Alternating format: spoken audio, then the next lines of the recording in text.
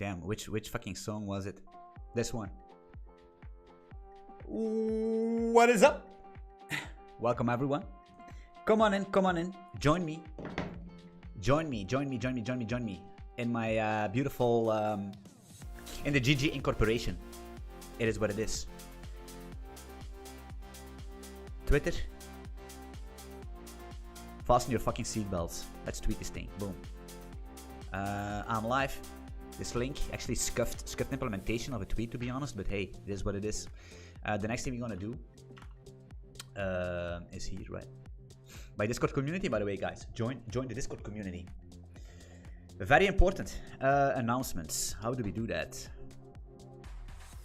For another hooting session, I'm gonna ping everyone that wants to be pinged. No, I'm gonna ping the whole crew.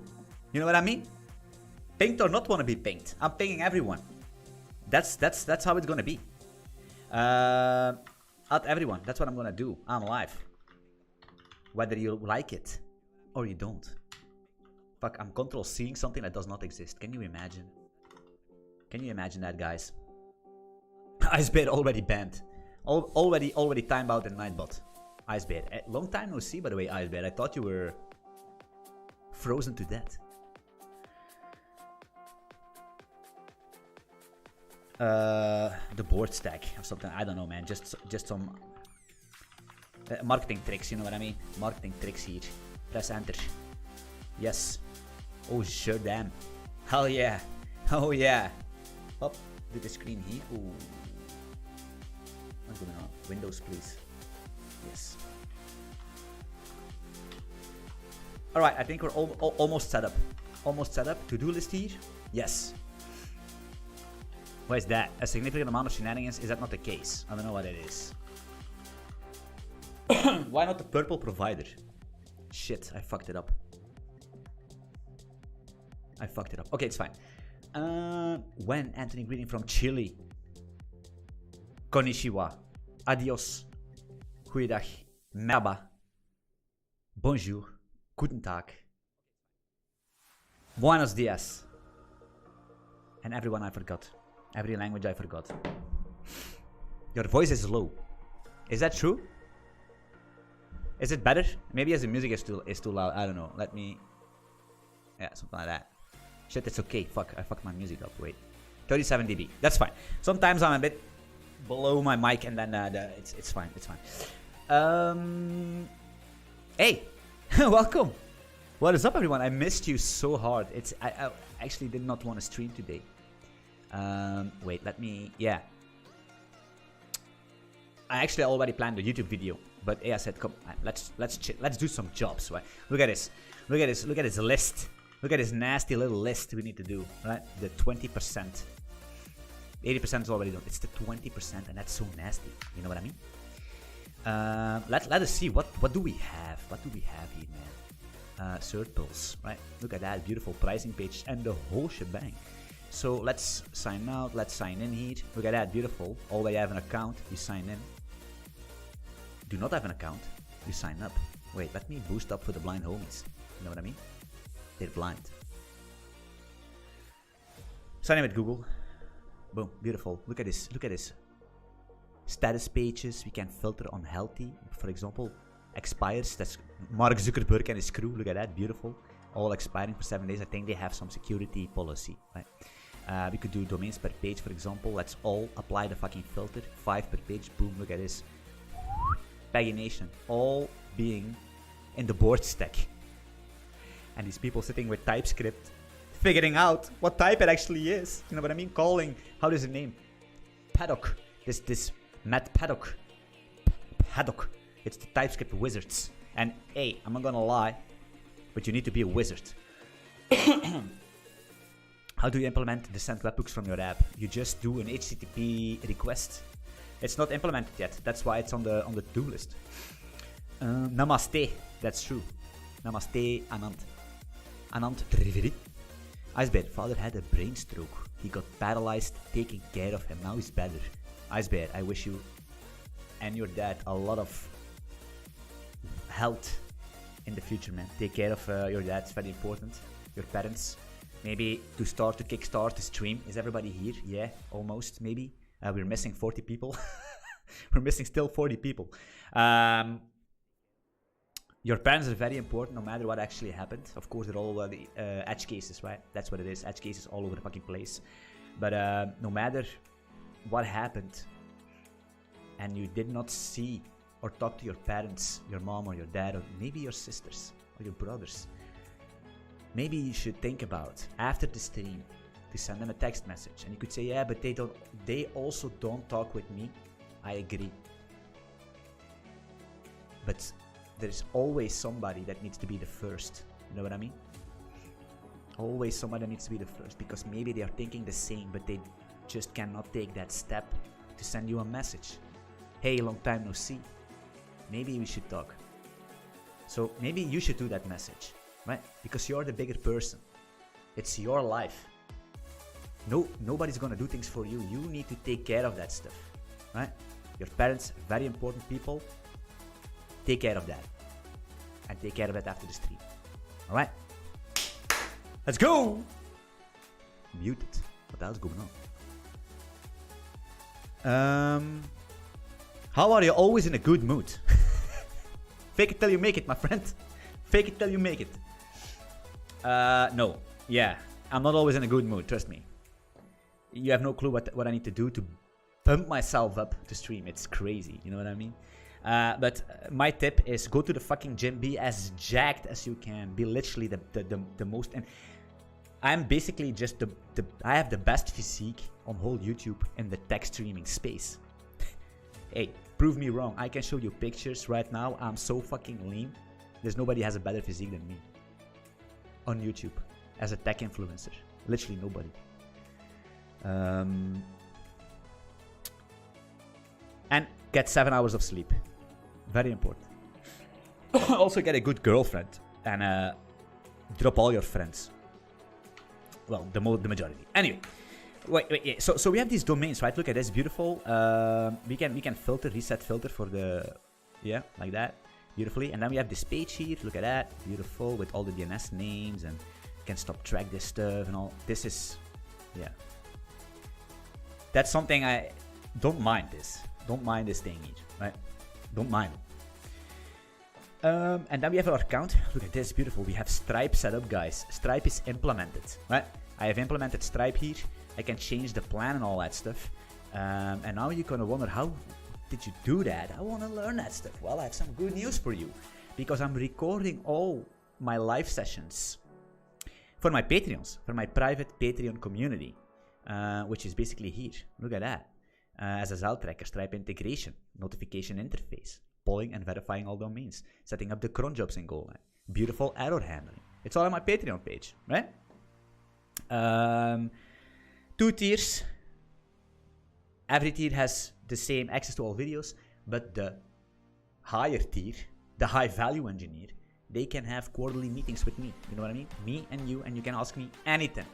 Coding, life, fitness, girl, relationship advice, I don't care. It's you and me, and I'm gonna be completely honest with you, guiding you in the right direction.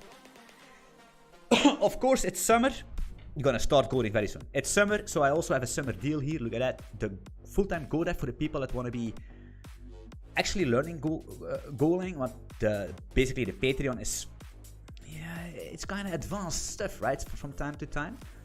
So do yourself a pleasure. Get yourself a 50% off of the full-time GoDev. Yeah. All right. Cool. That's done. And now I did not forget it, right? 60 viewers just saw that. You know what I mean? And then all the people that come later on my videos, it's like, I'm a marketing genius. Let us be honest. I don't know what it is. And I'm still poor. So something is wrong. I don't know what it is. Right. So we have this thing. I'm not very happy with how these Daisy UI things are laid out. It's too dark, but hey, we're gonna fix that. Yeah. All right. Okay, cool. So let's get started. So what we're gonna do first is we're gonna open up our beautiful to-do list here, and I'm gonna answer some questions from time to time, but also need to do some stuff, right? We need. Hey, we're building a startup, you know. Wait. Yes, everything is fine. Some OCD kicking in. So the first thing I want to do is this one. Make changing the default notifications email work, right? So that's basically this one, right? Can everybody see the screen? Yeah, it's this one. This is my basic notification email. So what we're gonna do real quick is I'm gonna delete this, make drop, press enter, and press Y. How do you spell that letter? I'm gonna drop the migrations and I'm gonna make a migration once again, right? Why? Because now I have nothing. Well, I'll sign out just to be sure. I'm gonna sign up for free. If I click this, yeah, I can have the ability to sign up with email, but I'm gonna sign up with Google because it's easy. And now we can see that we have no track domains.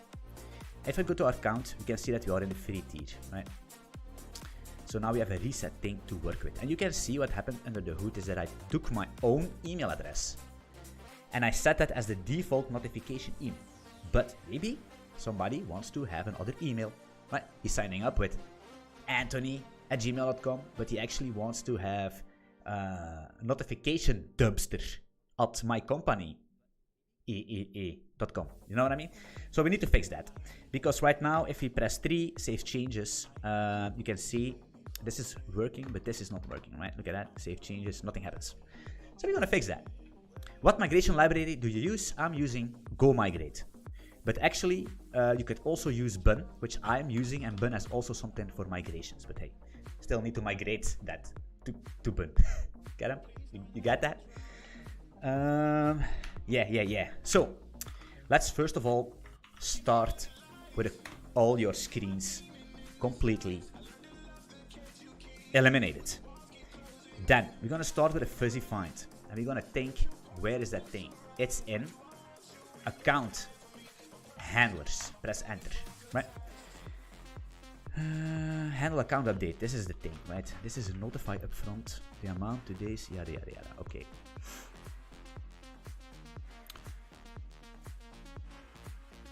Wait, this is the update account params, right? So we're gonna say notify default email is a string, right?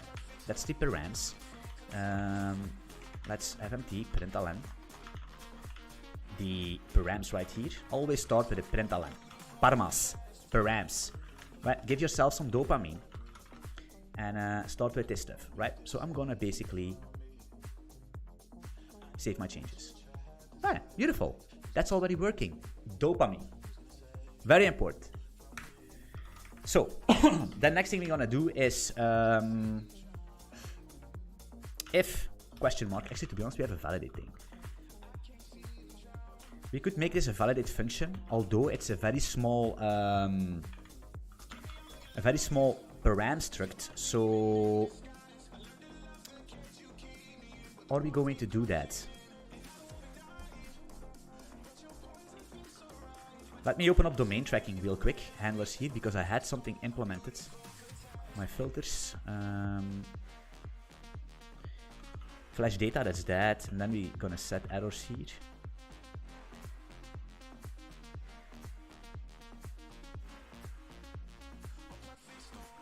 It's fine. Let's keep it simple. Let's not over-engineer stuff. So we're gonna say if shebang util.isValidEmail. I don't have that. Of course I have. Params notification default email. If that's not the case, we're gonna say errors notify default email. And what I'm doing here is I'm gonna make myself the convention of appending errors here. Notify default email error is please provide a valid email address.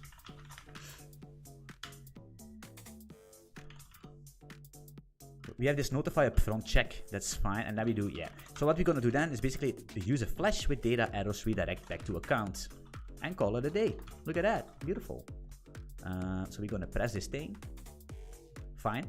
If I make an invalid email, then we still have problems, right? That's not true.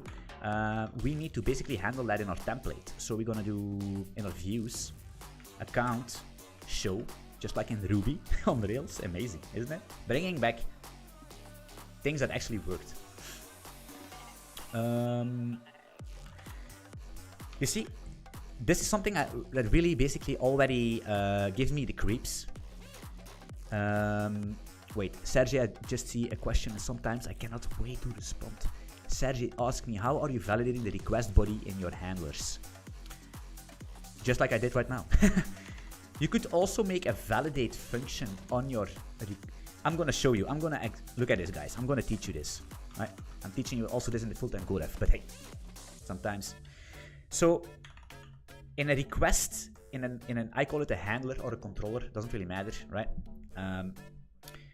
You have always, if it's a post request, and also maybe if it's a get request, it depends. You're gonna have a request object, and I always call that the XXX params. In this case, what are we doing? We are updating our account, so I'm calling that the update account params, which will basically includes all of the necessary information that is needed to update that account. That could be provided to update an account. Right? We don't use the full account struct, we use a specific request parameter structure for what we need. And then you could do something like this, right? So you could say, or you're gonna do it lean and mean in your controller. Perfectly fine. Or you make, for example, P can be an update account params, and you make a validate function, right? And a lot of people make the mistake by doing this, right? They have no clue what to do, so they do this error, right? Or then they say, yeah, but you can have multiple validation errors. True. Then they do this. Even worse. What you need to do is make yourself a favor, and you need to do a fiber.map, or basically a map of string to any. Actually, in our case, it could be a string, right? Because it's an error, yeah? Fiber map, and then you can basically do this, right? You can check all these things and put them into the map and return the map, right? So what you then can do, you can then check, you can then do something like this. If params, you could do this, if len, wait, if errors is going to be params validate len errors bigger than 0, you flash back, right? You redirect them back because there are errors. Maybe 1, maybe 2, maybe 3, we don't care. You're gonna flash them back with your flash message set, and then you can actually print out all the errors. You don't need to loop over them because you know how they called, so you can basically put them directly in your under your form input. That's how I do things. But these are 2 fucking params. Right? I think I actually do that with without. I'm gonna show you this. Sign up params, right? Look at that. Here, exactly. That's how I do it. See, that's how you do it, right? Sign up params, validate fiber map. You check all your stuff, you append all your errors if there are one, and then basically you do this. If errors is params, validate len errors. Right? And what I do here is I basically make some... You have the email error, but you also have the email. Because if somebody types his email, right, but there's a wrong email or something, or maybe he made a mistake in his password, but he already typed his email and his full name and he made a mistake in his password, and he's gonna submit that, and there is an error in the password, and you're gonna flash back with the errors, but you forget to basically put back in the values you already entered, he's gonna be so fucking pissed. I hate that stuff, right? So you need to make sure that you take care of that, right? A little bit of education here, why not? Alright, let's get stuff done, hey. Yeah, the views, we need to fix that. So we're gonna change this. Notify upfront errors. I'm gonna change this quick refactor here.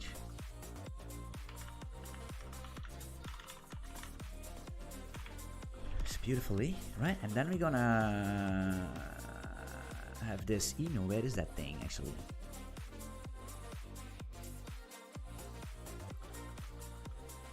I just copy pasted that, isn't that? Yeah, the copy pasted. There's gonna be flash email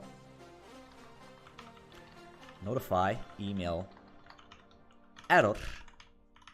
Notify email error. Beautiful. Right? Something like that. Make room. No errors.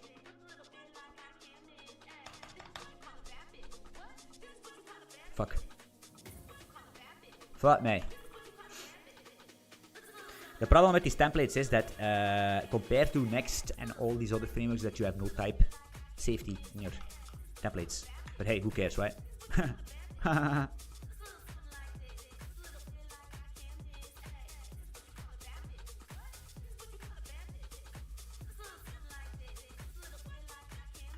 Yeah. It's default, right? It's default. I'm pretty sure I made a mistake. You see, that's the only thing. But hey, if it's that, it's in our template, so I don't think we need to change it. I think I have a little extra mistake, by the way. Not gonna lie. Save changes. Yeah. Please provide a valid email address. This is way too big. I'm not gonna lie. This is way too big. Text base. No. No text base, my friend. No text base. Text base. No. We're not gonna do that.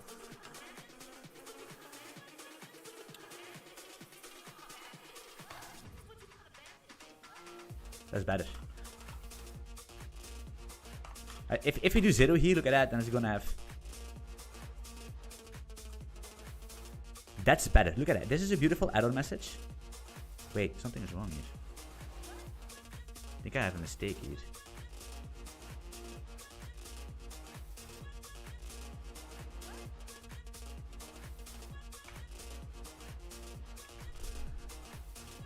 Where is Flash? And how are you using templates for HTML?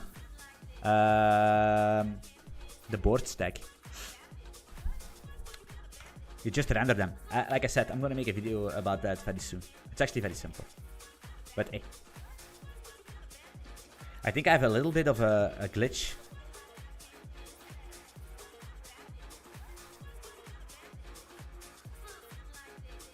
For the people that are not yet subscribed to my channel, guys, hey, consider doing me a favor, just subscribe. You know what I mean? You can. You do not even need to put the notifications on. Just subscribe and let me sit. Let me sit. Let me cook. Let me cook in your list. You know what I mean? Hey, do me a favor. Help me out. You and me. We are a team. Is it because it's an alt label or something? Is that a thing? I cannot get these labels. That's weird. Anyway,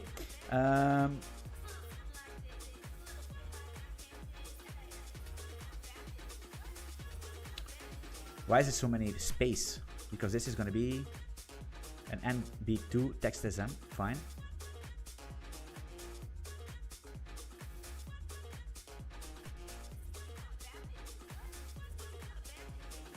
Wait. My label is here.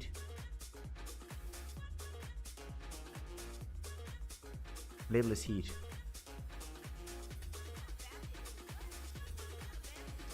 It's this one, right?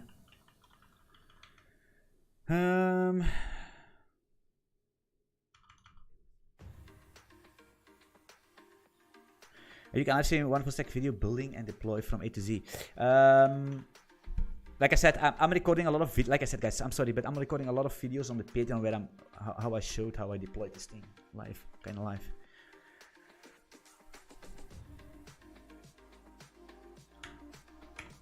Am I happy with this? There's too much space here. I don't know why.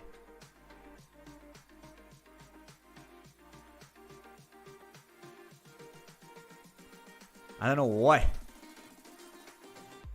What's this? Is this fucking divider? What?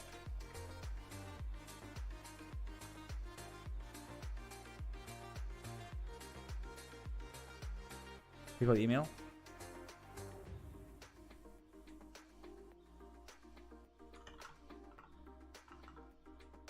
Yeah, I can see that the space is here. Yeah, I can understand. But look at this. Here is not. It's weird.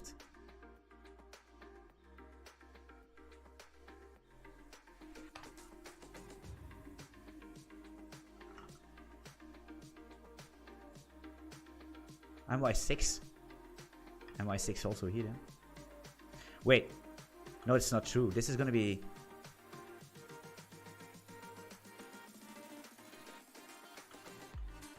I deleted that. Look at that. Notify me.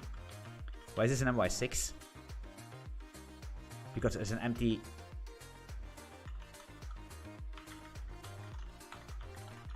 Let me do this quickly. Real quickly, guys. I'm so sorry. Hey, sometimes that shit needs to happen. Look at that. Beautiful. That's what we want. But now we have this thing.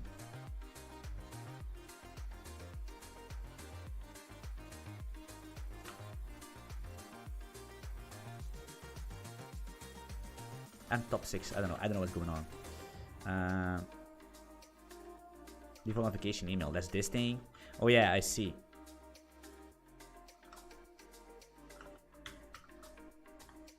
MT. It's an MY. It needs to be an MT6, guys. Isn't that?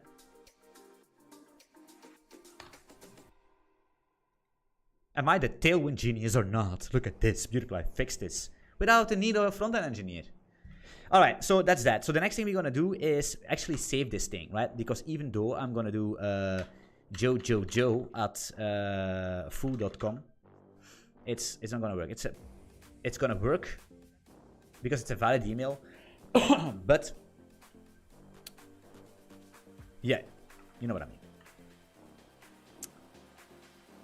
MT6, exactly. Galdween already saw it coming actually, but there's a little delay, so actually maybe we were which cloud provider do you prefer? I like DigitalOcean and all that, so Hetzner maybe. Yeah, so now we're gonna post this thing. It's gonna be a valid email. It's going to be a notifier prompt. It's going to be valid. And then we're going to say account. We're going to fetch the account, right? So we're going to fetch the account from the DB. And then we're going to say notify default email. It's going to be params.notify default email. Beautifully, right? Go up, make run, boom, boom. And then we're going to say James. The question is, how can we... James@gmail.com, save the changes. Boom. James@gmail.com is in the account. Look at that. Wait, something is wrong here. What is that? Alright. You see? James. Solved. Beautifully. Beautifully solved. So that's basically going to be the email address I'm going to use to send messages to. So we need to think, is this going to be abusable? Well, if you're going to pay, and you're going to send messages to another email, I don't know what you... I mean... What the benefit of that is, to be honest. Actually,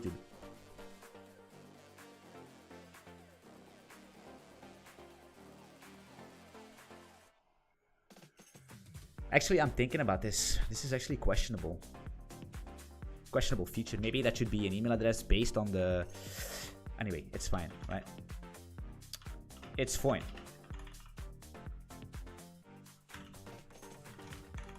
Alright.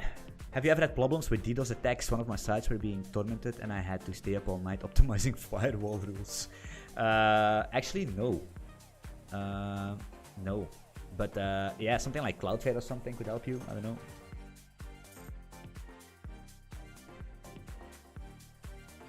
Something like that. Or rate limit yourself, like for example, some functions are very critical. You can rate limit them yourself, right? With buckets, based on IP or something.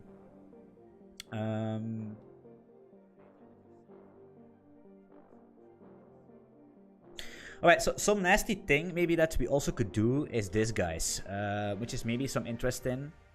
Not quite sure if I want to do it right now. So if we're gonna click domains, we have no domains, right? So we can add multiple domains at once, right? So what I'm gonna do real quick is I'm gonna give me just a momento, por favor. So what I'm gonna do, first of all, we're gonna fix a couple things at once, right? So I'm gonna copy a complete list of domains, which ChatGPT 3 actually provided me. So a complete list.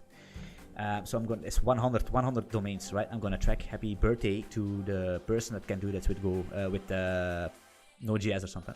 So at the same time, right? If I'm gonna track, it's not gonna work. Why? with your current plan, you can track up to a total of 2 domains. I'm at the free tier, so I can't upgrade your account here. So what we're gonna do,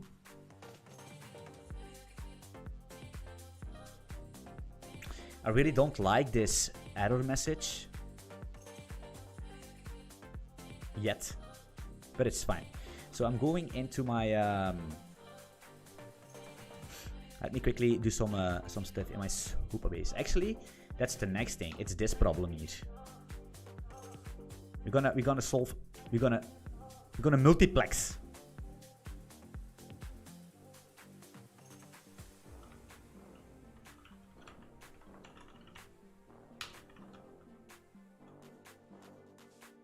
Payment subscription status also needs to be active. Yeah. So what's gonna happen is, let me open up my dashboard.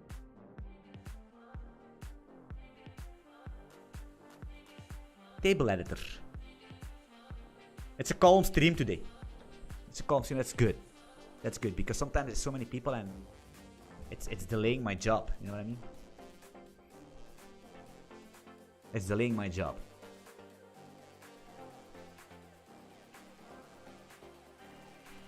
So I'm gonna give you a little bit of a sneak peek in the database. So we have subscription status empty, Stripe subscription is empty because we don't have with Stripe we need to set up the Stripe webhook CLI and all that stuff, and I don't want to hassle with that right now. I had my big portion of that yesterday. So the way I check if an account is, let me show you that. If an account can actually do some stuff is this. I'm calling it a settings pattern. So I have this beautiful settings here, right? Settings, package name, settings. And then we have this global variable in that package, which is actually not a global variable because it's a package scoped variable, right? Account. And a lot of people in the Go community, they do all this crazy shit with dependency injection and all that. Guys, hey, do yourself a favor. Don't do that. Just make like this, a very simple thing, which basically we're gonna dump in a plan name, and then it's gonna. No, what are we gonna dump here? Good question. I'm confused. Max trackings. That's gonna be way more. This is dummy data. Plan 3 is gonna be 2. That's for sure. So yeah, let me show you where I'm using this here. I think in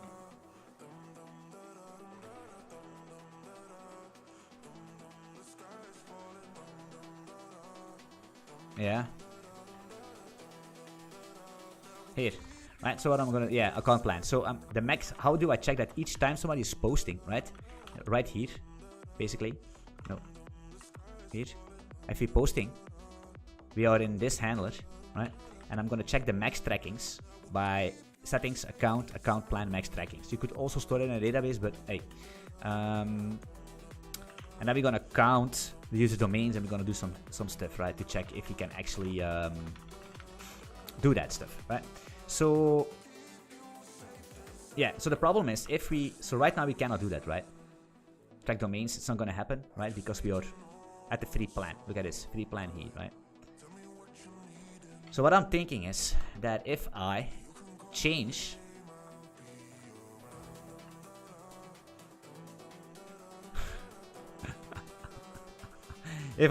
my my plan from free to, for example, business, right? Business in the database directly. I'm gonna refresh here, right? You're gonna see that we are business. So if I'm gonna add these domains again,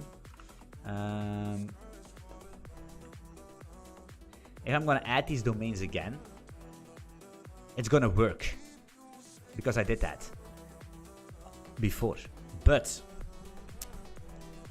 the problem with Stripe is, it's very important to know is that if you do a checkout with Stripe and they're gonna get redirected back, you cannot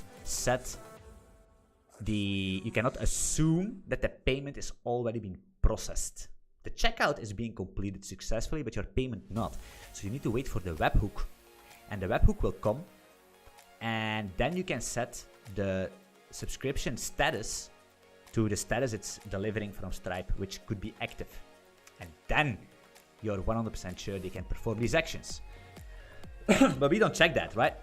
There's a little bug here, well, a little small bug, where it could be that you could trick Stripe with a potential successful checkout, but that the payment did not went through, but you're still gonna get active here. That's bad. So we need to check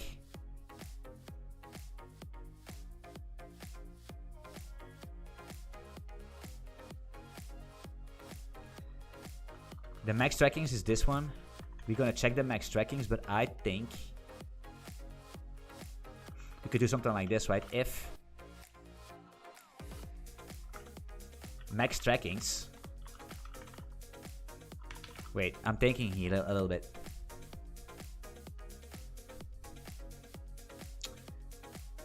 Honest question, are you sure there is a need for this kind of service? I can't convince myself. Have done you anything to be sure you'll have customers?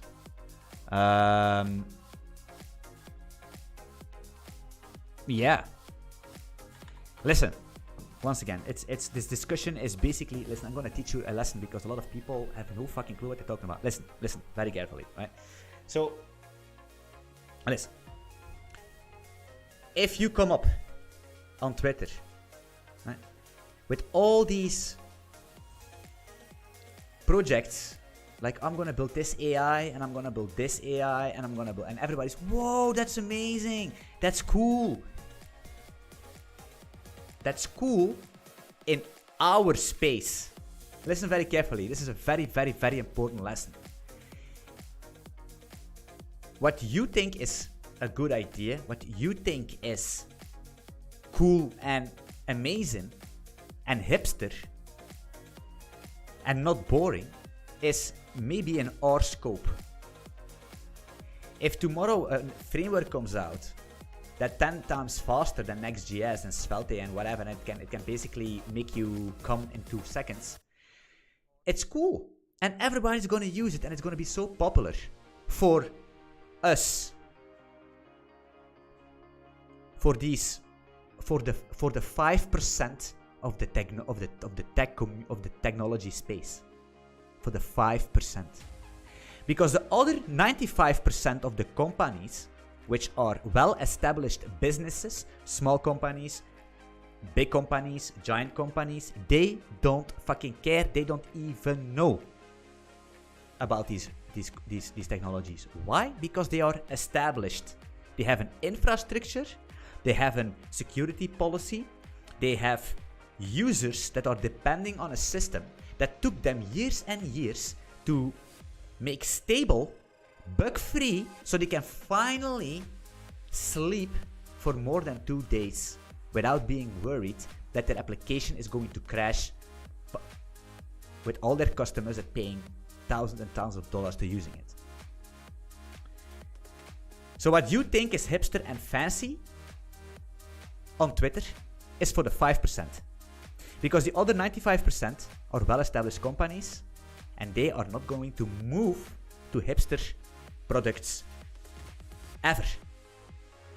Ever. They are C++, Java, .NET.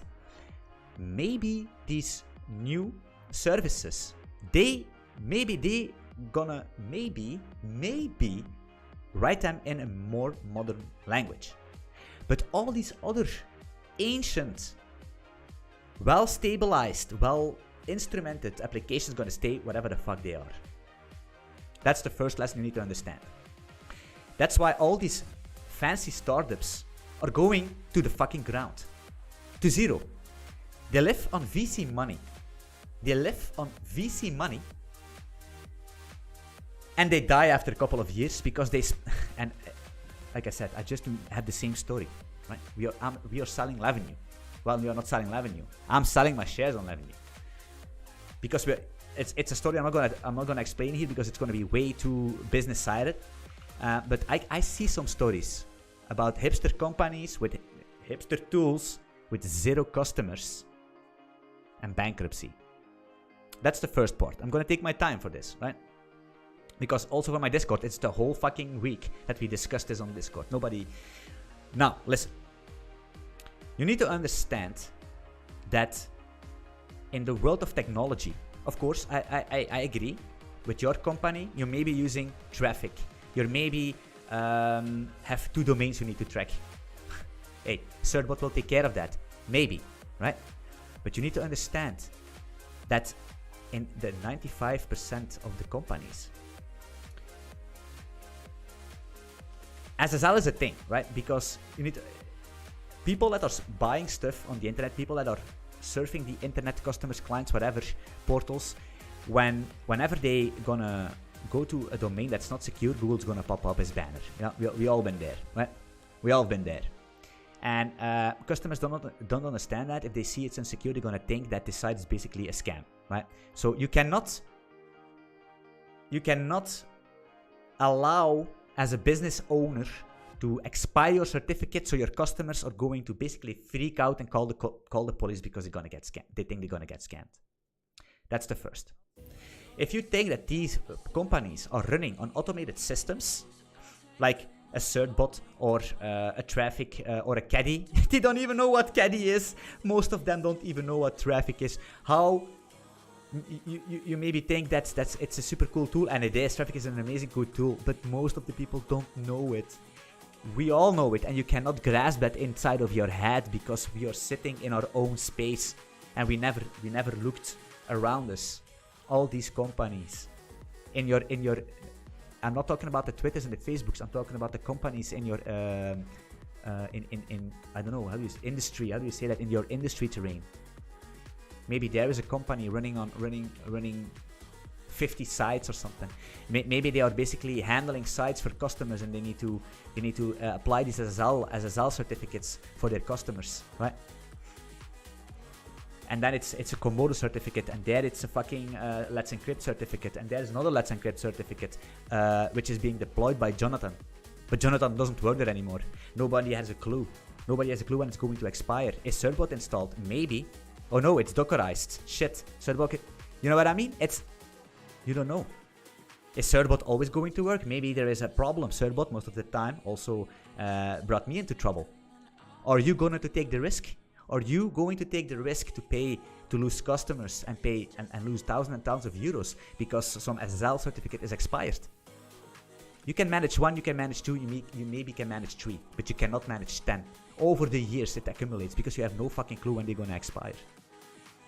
It's tickets and tickets and tickets are being created in the companies, between teams. Who has created as a SSL certificate? Who is in charge? The guy in charge is dead. He basically ran himself against a tree a couple months ago. So who is now? Nobody knows. You know what I mean? James is fired. Mark is basically working at Facebook. Jimmy has created his own startup.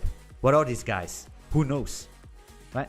So I did some research, and a lot of people are basically keeping track of their SSL certificates in Confluent, in Jira, as Jira tasks in a calendar. You know what I mean? Man, it's a big rabbit hole. It's a boring business, but that doesn't really matter, right? That doesn't really matter. So basically, if you cannot grasp the problem of the SSL certificate issue, it's a big problem. It's a very big problem. The reason why I started this is because somebody told me, like, listen, he told me, like, we work for clients and we have over 100 certificates for all of our clients deployed every fucking where. And we have no fucking clue when they're gonna expire.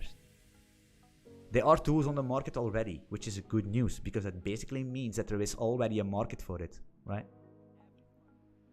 But they are very expensive and very corporate-ish. They are very clunky and very old school. If you're gonna invent an ID that that does not exist, you already doomed to fail. Amen.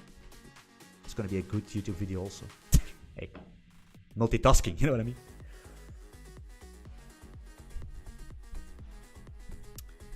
Multitasking. All right, let me see. What's going on?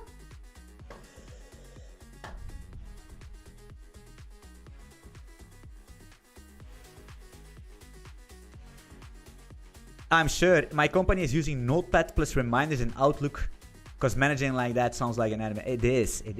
Like I said, modern companies and startups are not my target audience, because they're gonna use Certbot and have one domain, which basically in a year they're gonna get fucked up. You know what I mean? Their startup is useless, not because of the idea, but because of they cannot execute. That's the most important thing. So that are not my target audience. What is my target audience? The 95% of the companies nobody knows about, fucking burning with SSL expiries. That's the people I'm gonna help, right?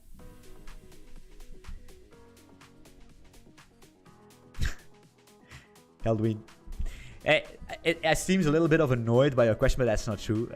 Galdween. The problem is that this is the discussion I'm using. I'm basically talking on my Discord for a fucking week. Right? Because I had the idea, I had a cool idea, an AI idea, and I built that idea. Is basically where you could send an email to a specific email, and it's going to convert that email into a task with AI, into Notion, and everybody, oh, that's amazing! Whoa, man, that's cool. That's gonna be so fucking lit. No, it's not. It's not gonna be fucking lit. Because I stopped building that idea. Because it's AI. You know what I mean? It looks cool. It looks like it's useful. But it's not. Yet. Right? And now I come with this idea. It's like, oh, I don't know. Leave me alone. Hey, and guys, a little secret. Hey, I'm making a lot of money with these videos. Not gonna lie.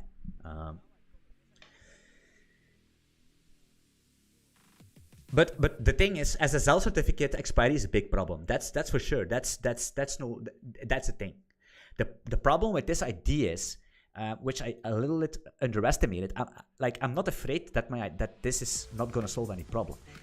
The problem is that this is a B2B thing. It's not like, hey, startup. No, it's like, yo, James, corporate James with suit and tie. And they're not gonna come with 5 domains, right? They're gonna track. No. They're gonna come with 50, with 100, with 1,000 domains, right? You have no clue how many. Hey guys, listen. I worked for a company in Belgium a long time ago, and even for a small project, they had like a shit ton of domains, and they are basically not these public domains. They are basically like these domains they use for routing their service and for all that stuff. These also needs SSL certificates, right? It's not these. Yeah, like I said, it's it's a big mess, man. And our guy needs to manage over the foreign SSL. So ping me on Discord. We're gonna save him. We're gonna save him from a stroke, right? If you can, you and me, Mihon, we're gonna fix that. We're gonna sell. We're gonna sell him. We're gonna onboard him as a customer, me and you, and you're gonna take a cut of the amount you brought into it. It's what it is, right? You help me, and I help you. That's what we're gonna do, right? That's the first thing. So if people see, oh shit, actually that's a problem, send them to me, because we're gonna have the best, cheapest prices on the market. We are writing this in Golang, which is going to be poll asynchronously without any fucking problem. Always uptime, because I wrote it. 15k subscribers on YouTube, and by the time they're probably gonna see that, it's gonna be 16k, right? That's the sale pitch. Like I said before, I'm gonna say it again. I'm the Jordan Belfort of the tech community, of the tech industry. I'm on a complete other level.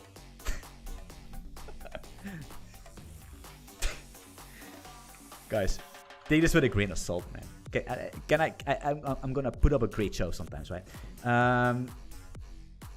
Multiple emails. Yeah, we're gonna do Slack notifications. I'm gonna give them webhooks. Webhooks, because why?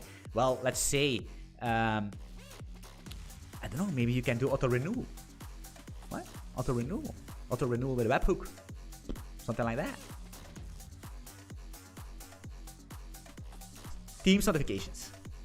Multiple notifications, nations. You know what I mean? I'm gonna send a private fucking chat and call myself to say, yo, your domain's going to expire. Good question, Sergey. Is the background task going to run in the same server? For now it is. But I've been thinking about the problem. I'm gonna make a video about that, by the way. So the only thing I'm gonna do is pull all domains, right? With some context. I have a YouTube video. Tomorrow I'm gonna release that video for context people. But I'm gonna... the problem is gonna be that accounts gonna have different poll intervals. I think. Because I'm also checking MS, right? Latency, so maybe I can also... if I need to poll their domains, I can also basically notify them on outages, right? Because that's what we already do, right? Well, already do. That's what we already can track. Oh yeah, I deleted my domains, yeah. But right now it runs basically at startup, right? So what's going to happen here at my main, I start this up, SSL start cron, right? I'm going to start that up, and there's a panic which basically keep restarting that stuff. I could use my my actor framework for that, maybe. But later on, it could be that accounts could have different poll intervals, so I need to basically spin up a poller for each account, which is perfectly fine. But it's gonna take some more stuff, some more engineering, right? Join the Patreon if you want to see how that's gonna turn out. Eh? Probably in season 3 from Anthony GG. What amazing, right? All right. Yeah, we were tracking this thing with account, right? So the problem is business. If I'm going to do it right now, if I'm going to paste all these things in, it's going to work. But, yeah, we're going to do this. Damn, now I'm completely... Yeah, here. No. Here. Here, max trackings. So what we're going to say is if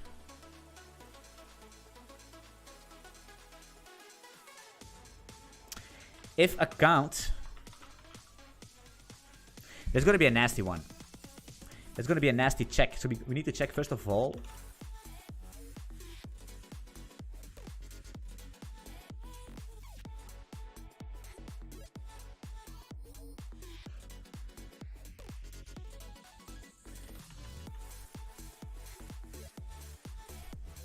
So here we know that its trackings are basically exceeded, right? So if I can do 20 trackings, and I'm gonna add 21 or something, it's not gonna work. So we need to check.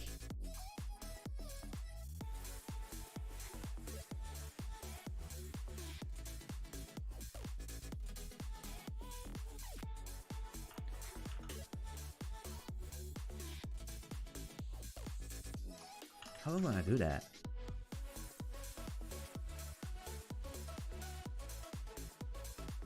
Because I need to make sure that they can at all times can use the free tier. Because I could do something like this.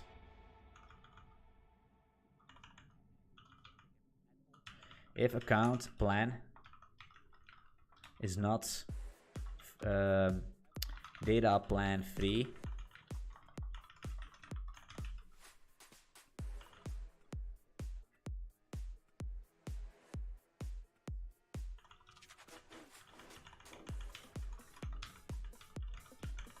and count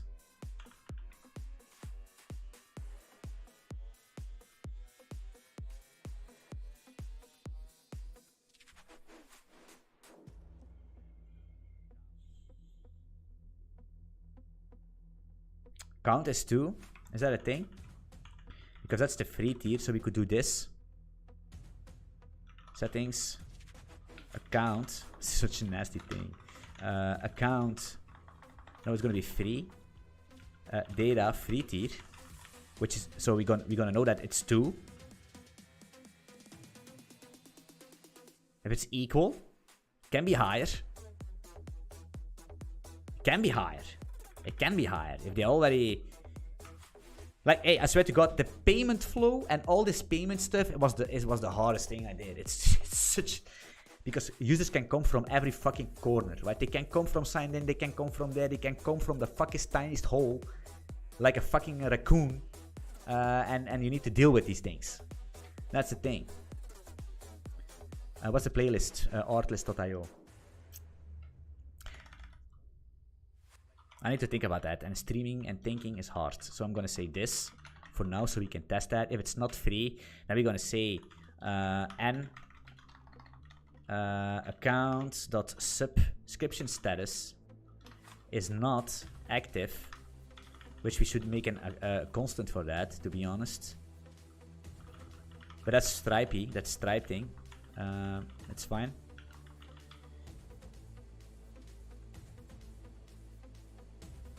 If it's not plan free and they're not active, we can make a function for that, to be honest.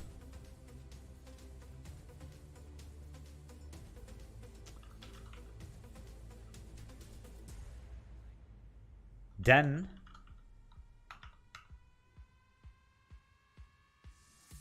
we're gonna say flash data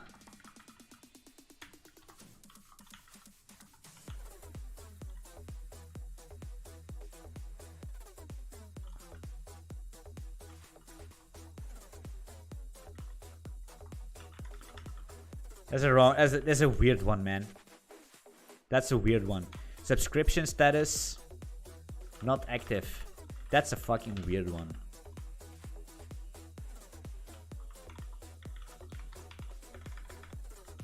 That's a weird one.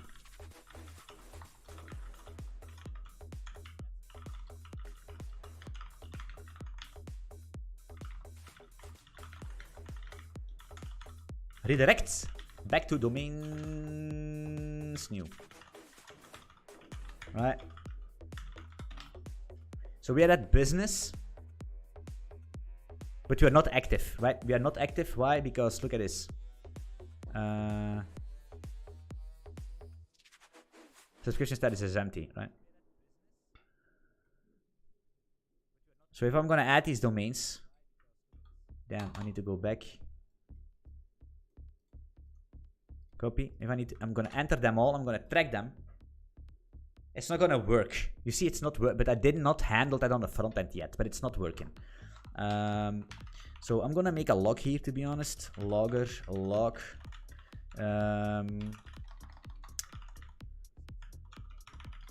Maybe errors. Subscription status not active.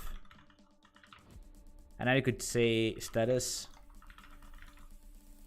It's not the best logging, but like I said, logging is something that improves over time. What you don't know, you cannot fix. I want to see how much time this is going to get triggered, right?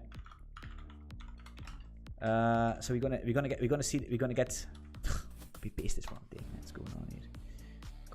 Copy pasterino, track domains, right? So you're gonna see here, call the domain, subscription status not active, status is, maybe I'm gonna make a default status.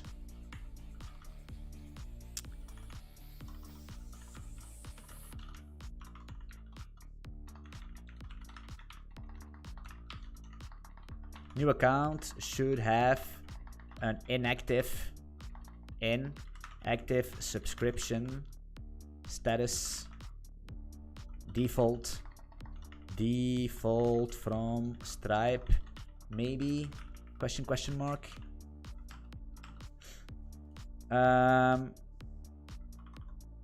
Yeah. All right, that's that. So this is gonna need a refactor. It's gonna need a refactor for sure, right? User role is a role raccoon. Dumb question. If you're using Tailwind, if your layout is based on pulling CDN, are you building it locally? I'm building this. With Jason. CSS Tailwind -y assets app CSS -o dot static assets app dot CSS -watch. That's what's happening. That's how we're gonna be. And because my community is amazing, like I said, jump into the Discord. If you want to know how that stuff, jump into the Discord, because there is somebody, it's the dev queen. Oh yes, we have a dev queen, and she's basically good in everything. I don't know why, but she's good in everything. It's still a mystery. And she comes up with these things, and now she has a new script for me, so I can also minify my stuff and all that. It's amazing. It's amazing. Privileges. Streamer privileges, guys. But also a privilege for you if you jump into the community. Links and links in the description, by the way. Step dev. Yeah. Yeah, now we need to actually handle that.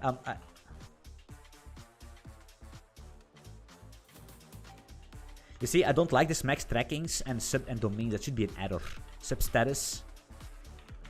Error. So we know that it's going to be an error message that's on the front end of this thing. Domains new, probably.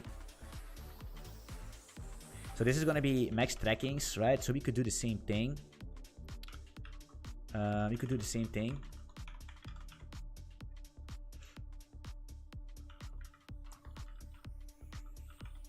But this is the subscription thing. I don't think we're gonna. I'm not gonna muffle that in here. What I'm gonna do is I'm gonna open up my navigation. You see, we have this flash app error. So what I did basically, because we are working with the new PHP, GGP, the GGB port. Because we can return something what is called an app error, and we're gonna do that. We're gonna bring the app error to life. Return app error.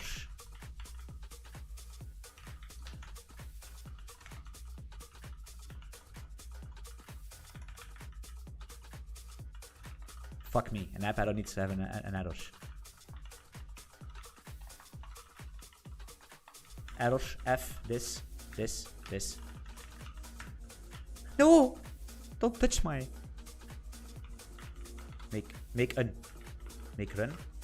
So if I return an app error here, look at that. Copy these things, paste these things in. Boom!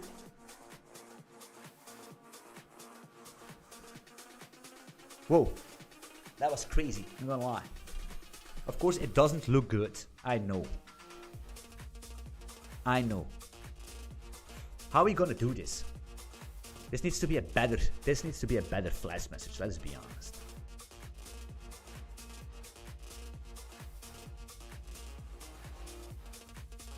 That's actually so skiffed. But hey, it works. For now. It's the app error, guys. Amazing, right? The only thing I need to do is return an app error. And that's happening. What kind of framework does that? What kind of framework returns an app error? And this is what you get.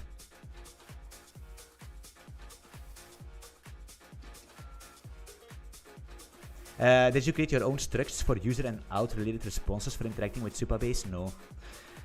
Nope. Yeah, for account, of course, for every for authentication, no. No. Look at that. Get a user.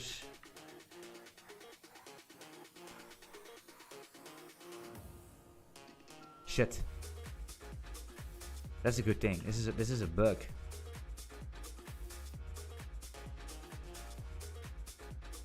How did this actually work? Ah, yeah, but I could do a Supabase user, by the way. I could do a Supabase user. Where am I using that? I think in maybe an account somewhere. Yeah, here. You see, I'm using Supabase user. This is create account for user if not exist. Thanks for reminding me. I need to fix that because I'm basically what I do.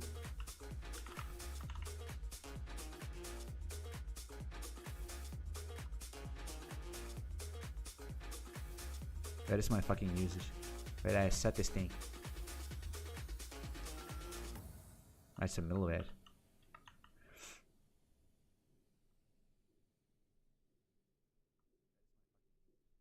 It's a long time.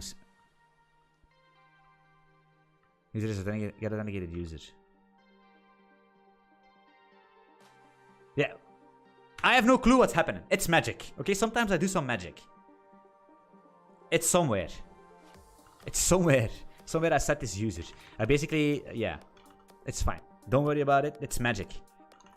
No answers to be given.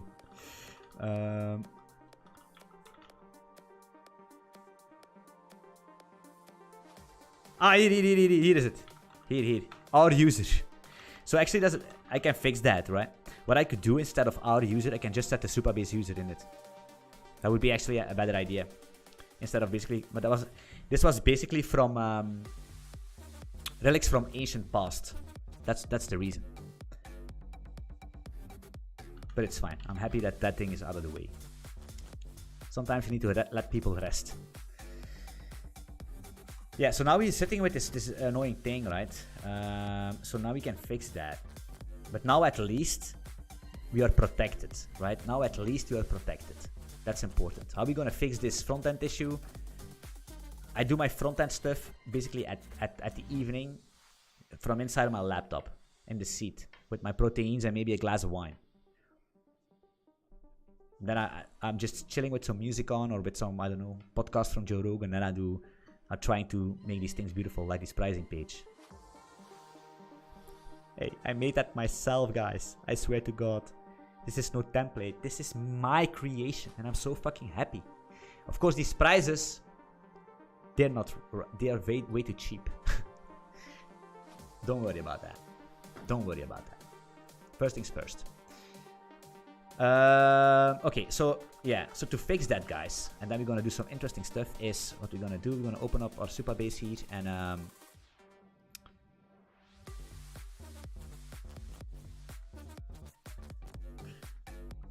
never do this. Make some small tooling instead of directly modifying. It's for development, right? It's for development because I'm gonna add a shit ton of URLs. And there's also a problem. So we fixed that. That's fine. The next thing is track domains. Track domains. Paste this in. 100 domains. Track them. I'm gonna wait. Please, snap now. Okay, snap. 100 domains are tracked, stored in the database, and it's done. Right? What language is gonna do that faster as this? Sometimes it's even faster. Right? Look at that. Shit, somebody's calling me on the fucking on the fucking door, but I'm busy, so they need to fuck out. Get the fuck out. This is what it is. So you can see, right? So we have all these domains.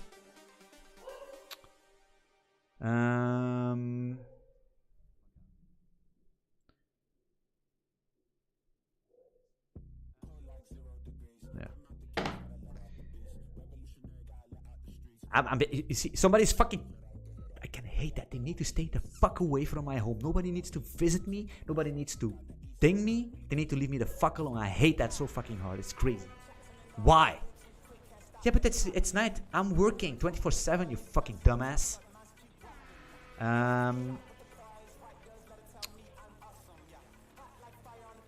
Bank of America. 50 days expiring. Anyway, so that's fine. So 100 domains in here, perfectly fine. So the problem actually is that I have still. Maybe I need some smart people for that. Is this?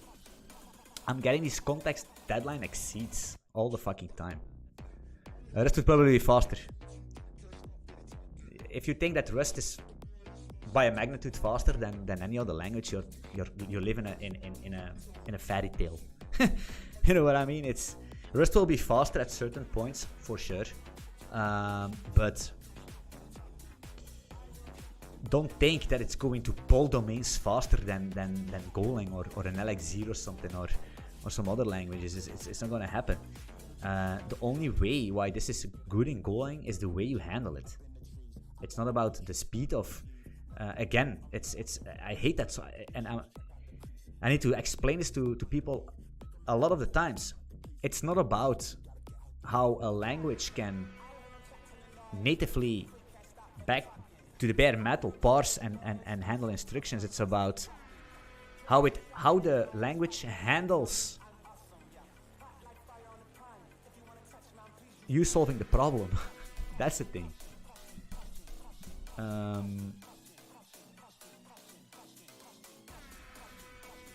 Everybody, yeah, you need to write it in Rust, but you never ever finished one project in Rust. You never ever did that. And you will never will. You know what I mean? You will never finish one. You will never learn the language. You will never grasp. You will never master it. when is that going to sink in? That's the question. That's the fucking question. Why wouldn't you pick something more easier for the task you are going to solve? That's more productive. That you can ship faster with. That you can finally in your life make a project that actually will have a user. Something like that. You know what I mean? That's the thing.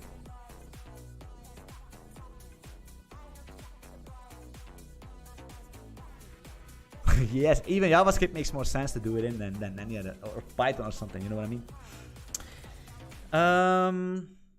It's also not about the thing. It's about how you're gonna handle these context deadlines. I wish you the best luck in the world to come up with a good solution in Rust, but or in another language. Context, deadline exceeded with timeout is the most beautiful thing there will ever be. It's the cleanest implementation there is in programming space. To handle it, I have a video about it tomorrow, by the way.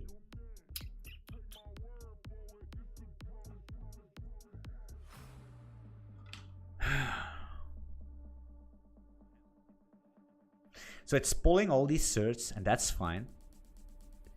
So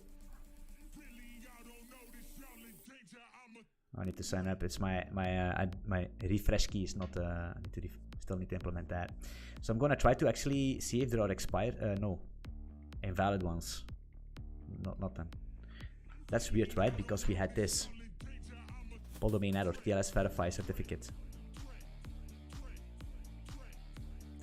It's going to be SSL 113.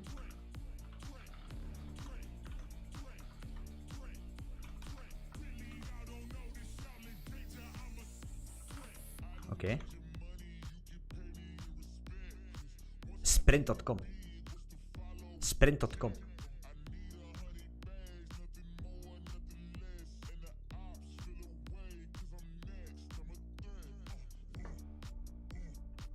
Where the fuck is Sprint.com? No, nowhere to be seen.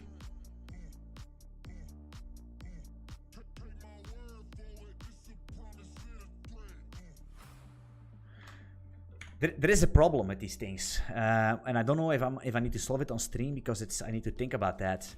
It has something to do with the context deadline, which actually.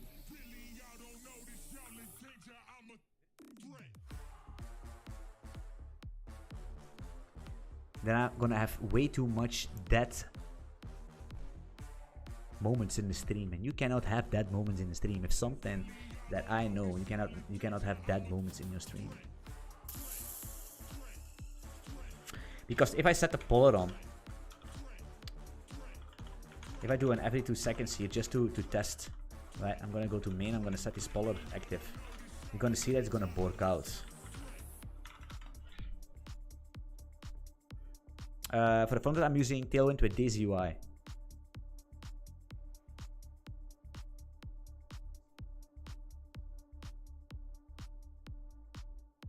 You see, I have all these context deadline exceeded. But the...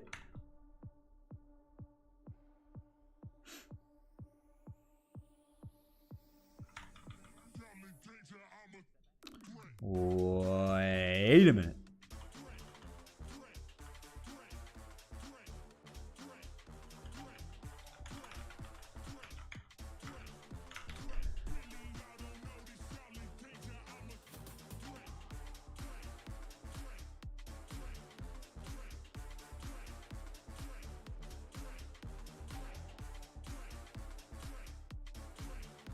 There are 53 domains.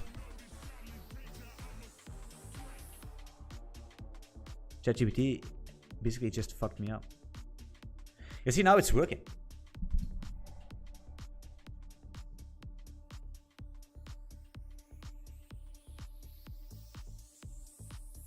That's crazy.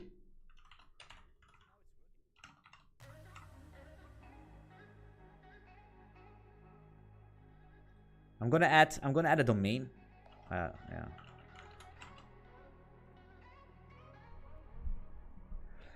For filtering, what are you using? JavaScript? No. Why would you need filtering for JavaScript? Is that something? As again, it's a misconception of the new people, in the tech space. They don't understand that before that 10 years ago nobody was using JavaScript for filtering. You know what I mean? Wait, I will show you. It's pretty funny to see that. TaskBrain IO is a domain of me, and then I'm gonna say that other one. Yeah, it's fine. Actually, circles. Gonna track these.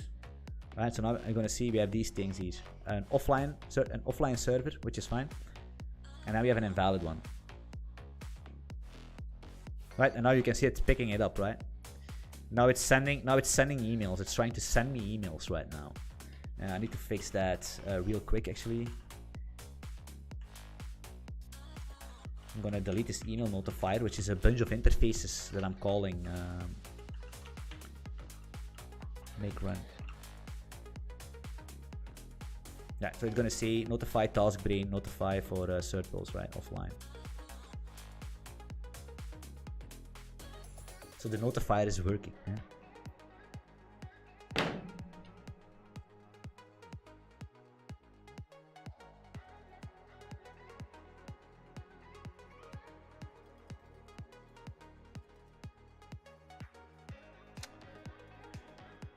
But that's good. That's great. I can already see, sometimes you see me thinking, and there is a lot of stuff needs to be done. It's more complicated than you think. Because it's more complicated than you think. And that's the problem with side hustles and IDs. Coming up with an ID, easy peasy lemon squeezy. Buying a domain from Namecheap for your startup, easy peasy. Coding an authentication system for that's the first thing you're gonna do, right? You're gonna add users and all that stuff on accounts, and you're gonna feel so fucking good, easy peasy.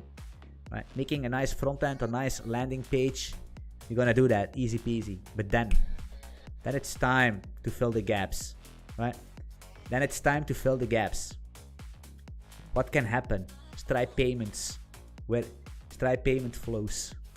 Activations, cancellations, upgrades, changing passwords, changing emails. What can they do? What can they not do? When can they do it? Who can do what? How many people? Edge cases and problems that needs to be solved. How is the competition doing? How am I gonna do it? How am I gonna be better? How I'm gonna compete? And it's all things is going in your mind. It's all in your head, and it's circling. Before you know it, you're gonna give up. You're gonna say, fuck that shit. Nobody's gonna use nobody's gonna use my project anyway. So what am I doing? I'm losing. I'm fucking wasting my time. And you open up your browser here. You know what I mean? You open up this thing, and the first thing you do is you're gonna say League of Legends, and you're gonna install the fucking client here. That's what you're gonna do, right? Because you thought you were quit. Because this time is gonna be different. I'm not going back. But why is this in fucking French? But this time is different. No, it's not different. You're gonna click this thing, you're gonna download the client, and then what you're gonna do is you're gonna feed your whole fucking team and be bronze hard stuck again. And wasting all your money, not on skins, but buying new accounts so you can reset your MMR in the hope you're finally gonna hit silver. Hey, am I right or not? A lot of people have no clue what I'm talking about, but the people that know, they know. They fucking know. We all have been there. We all been there in that street. You know what I mean? We are. I'm not different. What's going on here? My music borked. Let's replay. Let's be cheap. Actually, to be honest, yeah, let's be a cheap ass motherfucker. That's gonna be a cheap ass motherfucker. The jingle difference, and that's why. Yeah, it is, guys. It's fine. Ooh, gotta let me know.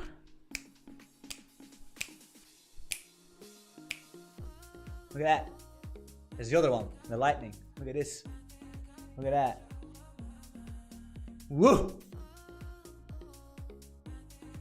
This weekend, guys, is GG out. Saturday evening, I'm not gonna be streaming. I'm not gonna be calling. I'm gonna be drinking with the boys. Saturday evening, it's festival time. I go to a festival. Yeah. And the funny part is, it's gonna be good weather, so I can go shirtless on the festival. I'm gonna say, what the fuck is this guy? Who the fuck is that guy? Exactly, that's what they're gonna say. That's what they're gonna say. That's what they're gonna say. I'm shirtless. Absolutely. I'm gonna be there, right?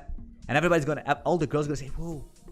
Yeah, exactly. A mature man with a YouTube channel, famous on YouTube.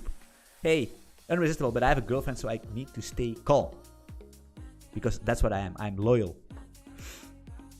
You never know, maybe she's watching.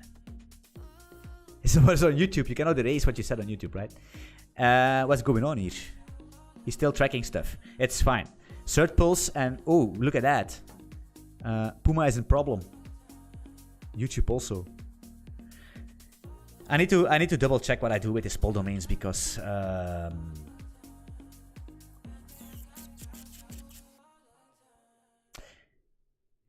something is wrong with how I implemented it. It's most likely gonna be me. So I'm gonna fix that. But like I said, it's gonna be, I need to think about it. I cannot do it on stream. I really need to take my time for that. So sick guns, bro. Yeah, but my biceps is not the best. My biceps is not the best, to be honest. My best body parts is my chest and my legs. That are my best. And my back. I also have an insane.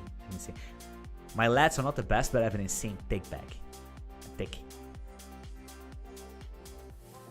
back. Question, who was on my fucking door? That's a question. Now I'm actually a little bit nervous. Anyway. Have you worked with Ideal PayPal API before? No. Actually, it's also my first. Let me tell you a secret. It's my first time actually dealing with Stripe myself.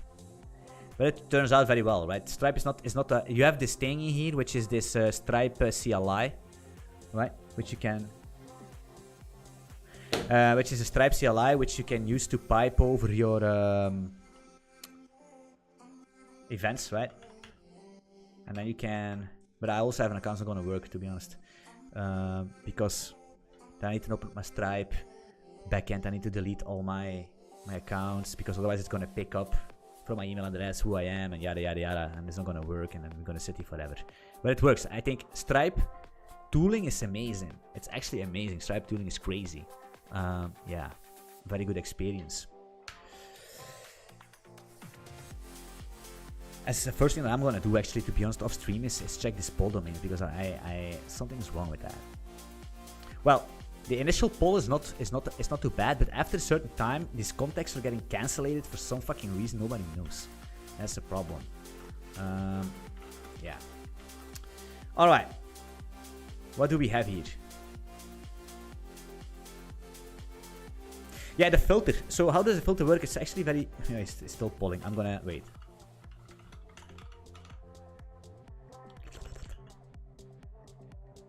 But yeah, you also need to, guys, also take, wait, it's not a problem. The problem with this poller is it's every 2 seconds, but you're polling a lot of domains, right? So you cannot poll, you're gonna poll, and the previous poll is not even gonna be finished. So that's gonna, you know what I mean? Let's say every 10 minutes for now. For now, I'm gonna fix that, of course. That's, the poll thing is not actually the most important thing, right? Well, it's important, but it's more complex stuff to get handled. So what are we gonna do? Yeah, the filters. How do the filters work? JavaScript? No JavaScript, right? So we have this beautiful object here, and then we have this. Let me actually filter these 5, right? What you could do with JavaScript is each time you click here or you click here, to automatically apply the filters. That's what you could do. You don't need JavaScript to change these stuff, but you can use JavaScript to listen for an on change and to automatically make a get or a post request. And I'm using a get request. You can see it here in the URL, right? So status is all, and the domains per page which is the limit, is 5, right? And if I click here, it's going to basically append the page, the current page on it. You see, limit page 1, and it's all being handled with GET requests. Right? It's super fast because you don't have any abstractions. You know what I mean? There is nothing that parses. Right? There is nothing that wraps, or calls, or compiles. It's just you render directly from Go, the template. It's basically just a render. It's super fast. Of course, if you're gonna load a shit ton of data, then it's gonna be problematic. But then you need to be a little bit smart with making your filters a little bit slower, rendering less results. It's gonna be perfectly fine, right? Anyway, how is it implemented? I have a video about it on Patreon, I think, or still need to come. It's already recorded, but it's still not online because I'm releasing one video a day, and I'm way before schedule. That's crazy. So how actually, I can give you a sneak peek because I'm so fucking tired to even code stuff myself, to be honest. Where is the filter? It's going to be domain trackings handler here. We still need to fix this. This app header, I'm not quite sure. It's questionable. Just make it to do so you can actually search for to do's. Questionable.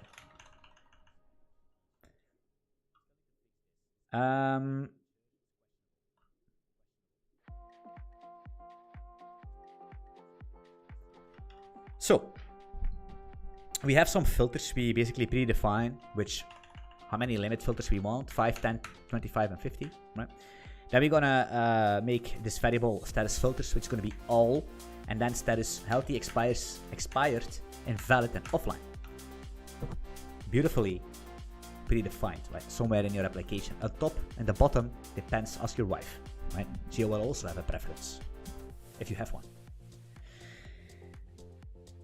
Then we have something like the tracking filter.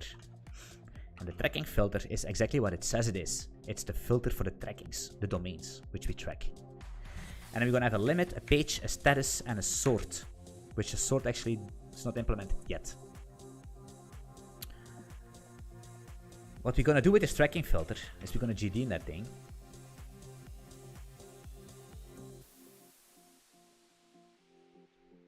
Here. We're gonna make a new trackings filter within this function, build trackings filter. We're gonna make a new trackings filter. We're gonna call the query parser from Fiber. See query parser. We're gonna parse the query into the filter. And of course, if there is an error, we're gonna return that. Otherwise, we're gonna check. If it's successfully parsed, then we're gonna check, okay, fine. If the limit is 0, we're gonna set it to 25. Just for these funny guys, right? Trying to put 0 in it and you know, these, so to say, pen testers, you know, thinking they're gonna be rich from bounty hunters, from hunting bounties. Just like Reno Reigns from the previous stream. They were bounty hunters. So we're gonna set it to 25. It's basically a default filter, right? And we're gonna return that. So then we're gonna see here, build filters, what's happening. So we're getting the user, we're counting the domains. That's important. I'm counting them because if the user has no domains, I'm gonna return them with a specific page.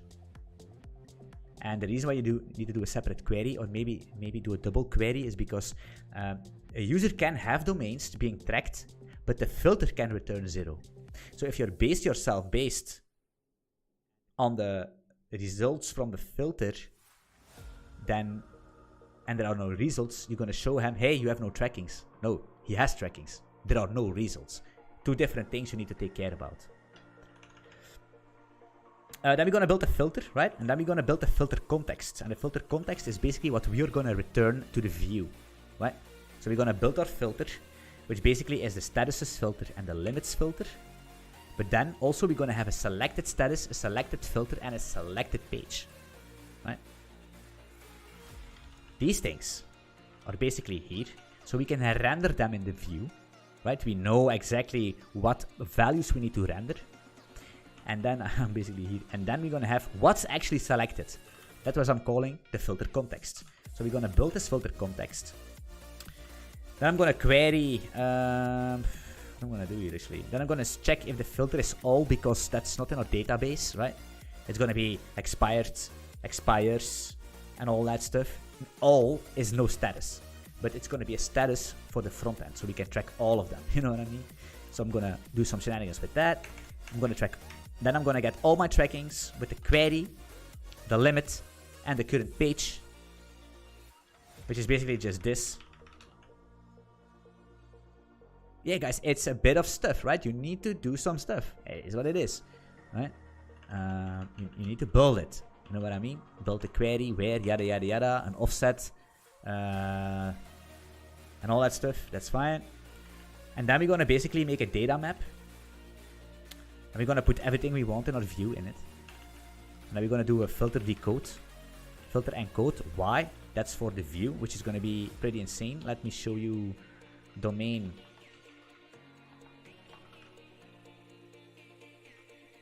Index. Here, right?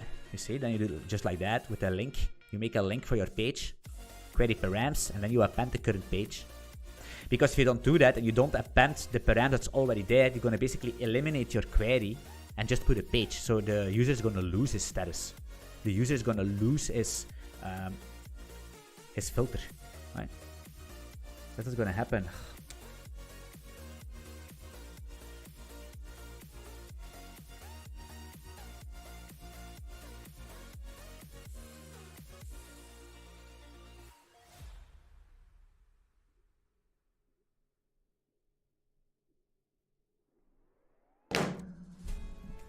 Yeah, what's going on?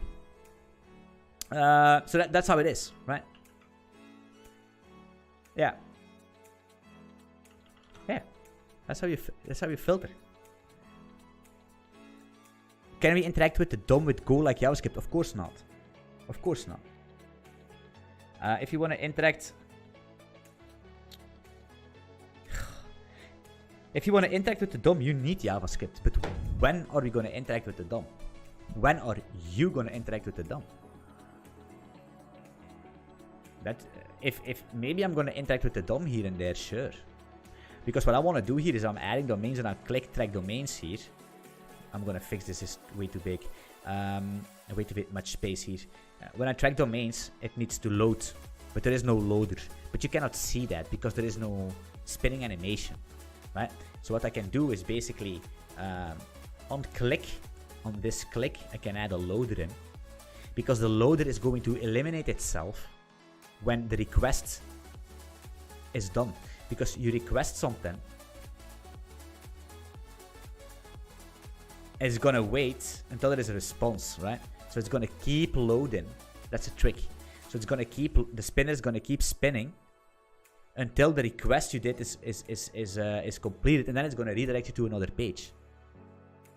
If that makes sense. Tricks from all tricks from the book, guys. All tricks from the book. Effective, no abstractions, perfectly fine.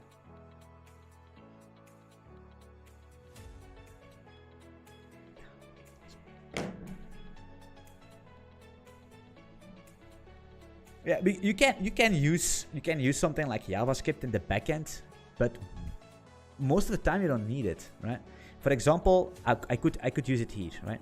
Track domains. So what I can do then is basically I can go to my index, to my domain show, new, right here, right? Because I have this button that I wanna do some stuff with. So then what I'm gonna do is this ID is gonna be I don't know, man, add domain button or something. How do you call these things? Add domain button is my ID, and then I do here. I'm gonna make a block. I think it's script that I made, right? Copy that, delete this thing, and block, right? And then you could do, then you use jQuery, right? Or you could do a document. I don't know how it works.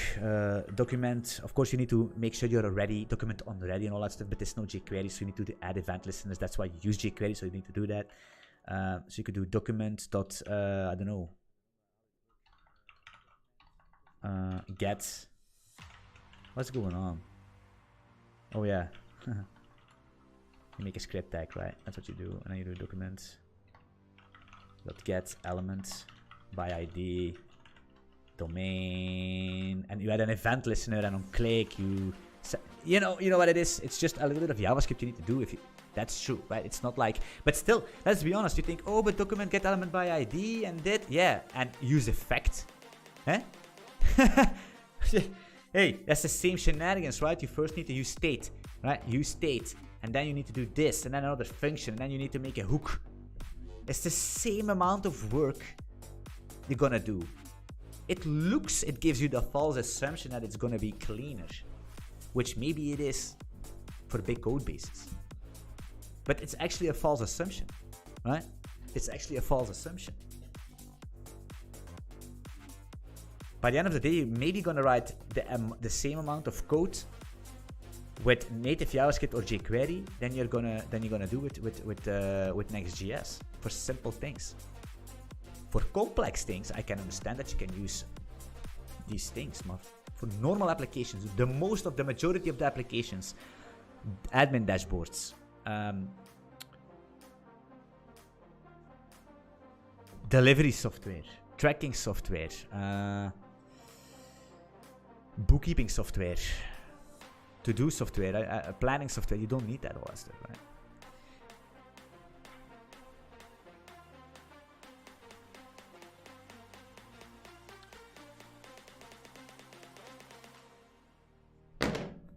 All right.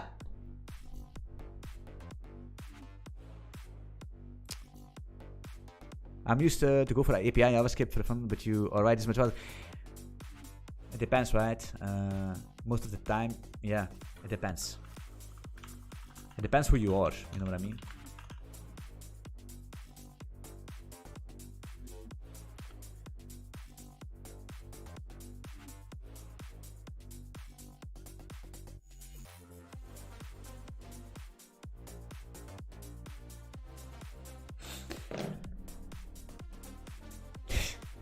Nobody needs me from the whole fucking day. Everybody leaves me the fuck alone. And right now when I'm streaming, everybody is here to get something from me. That, you know why?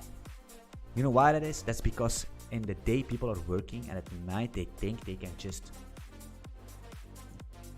They think everybody is free. They think everybody's just doing nothing. And they can just send you messages and all that stuff. So that's why working at night and very early in the morning is amazing, because all these plebs, all these pepegas, they're basically still sleeping. Shit, she was not on it. Yeah, it's fine. Alright. Guys, by the way, again, if you're not subscribed to my channel, consider subscribing. Give me a thumbs up, leave some questions in the comments, jump into the Discord community, check out my Patreon where we live coding this more focused, right? Because on stream I need to make sure there are no dead moments. On Patreon I can be more focused and do more stuff, right?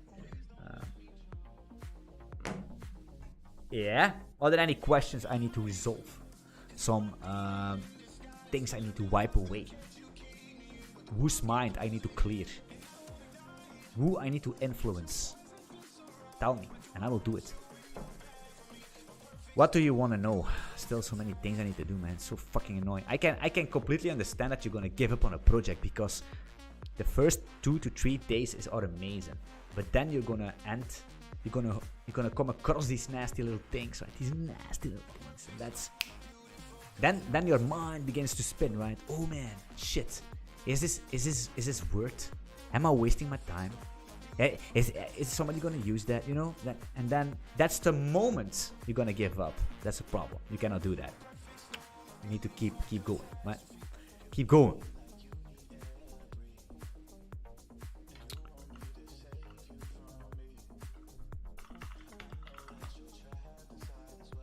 Do you like Gorilla Mux?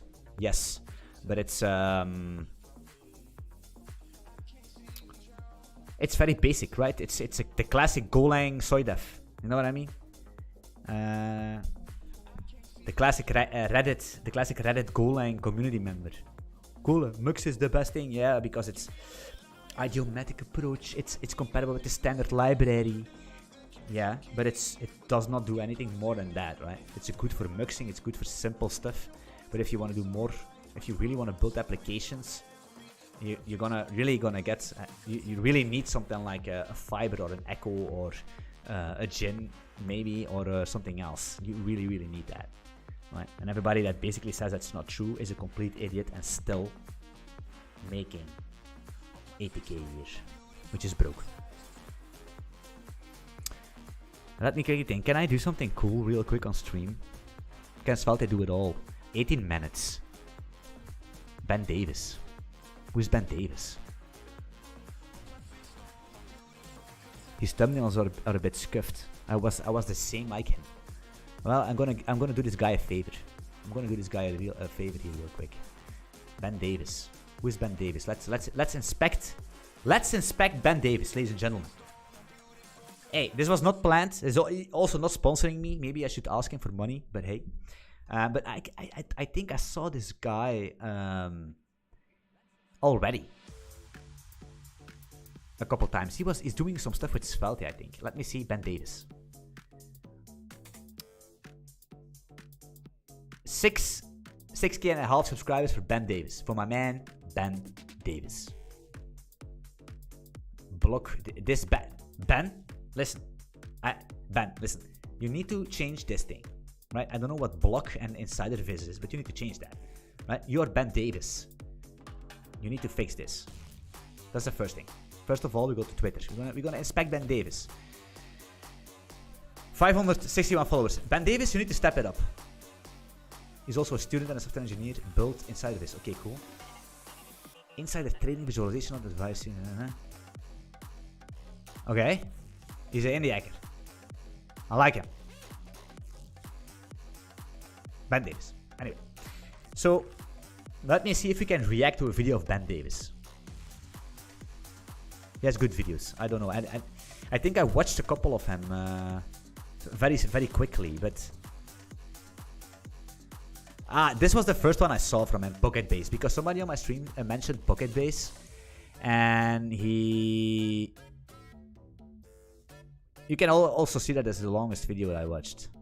This one, I basically just skipped because I saw this. I saw him doing something. And I basically skipped till the end till I saw what's going on here. It's FX, I think.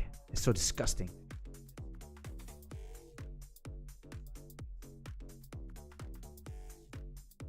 What is FX actually? But you can see it. He's having a great conversation with his audience, right? You can see that, right? 16 comments. So he's at a good track. He's at a good track, that's for sure. He needs to stop doing this circle. Wait, oh shit. Go back. Oh wait, what can we do? There is a video about dependency injection. I really wanna... It needs to be a short video. Auto RM's word to use. That's actually a good video, maybe.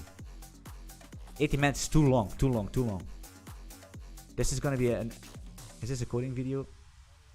It is.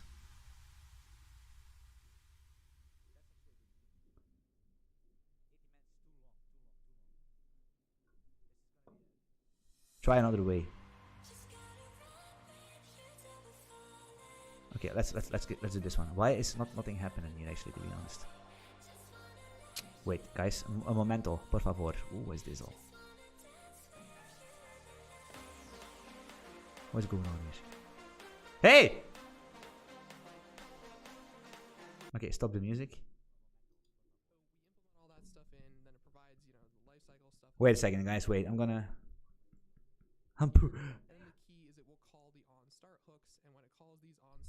Wacht hè. Wacht hè. Een moment. Now I hear myself double. What's going on here?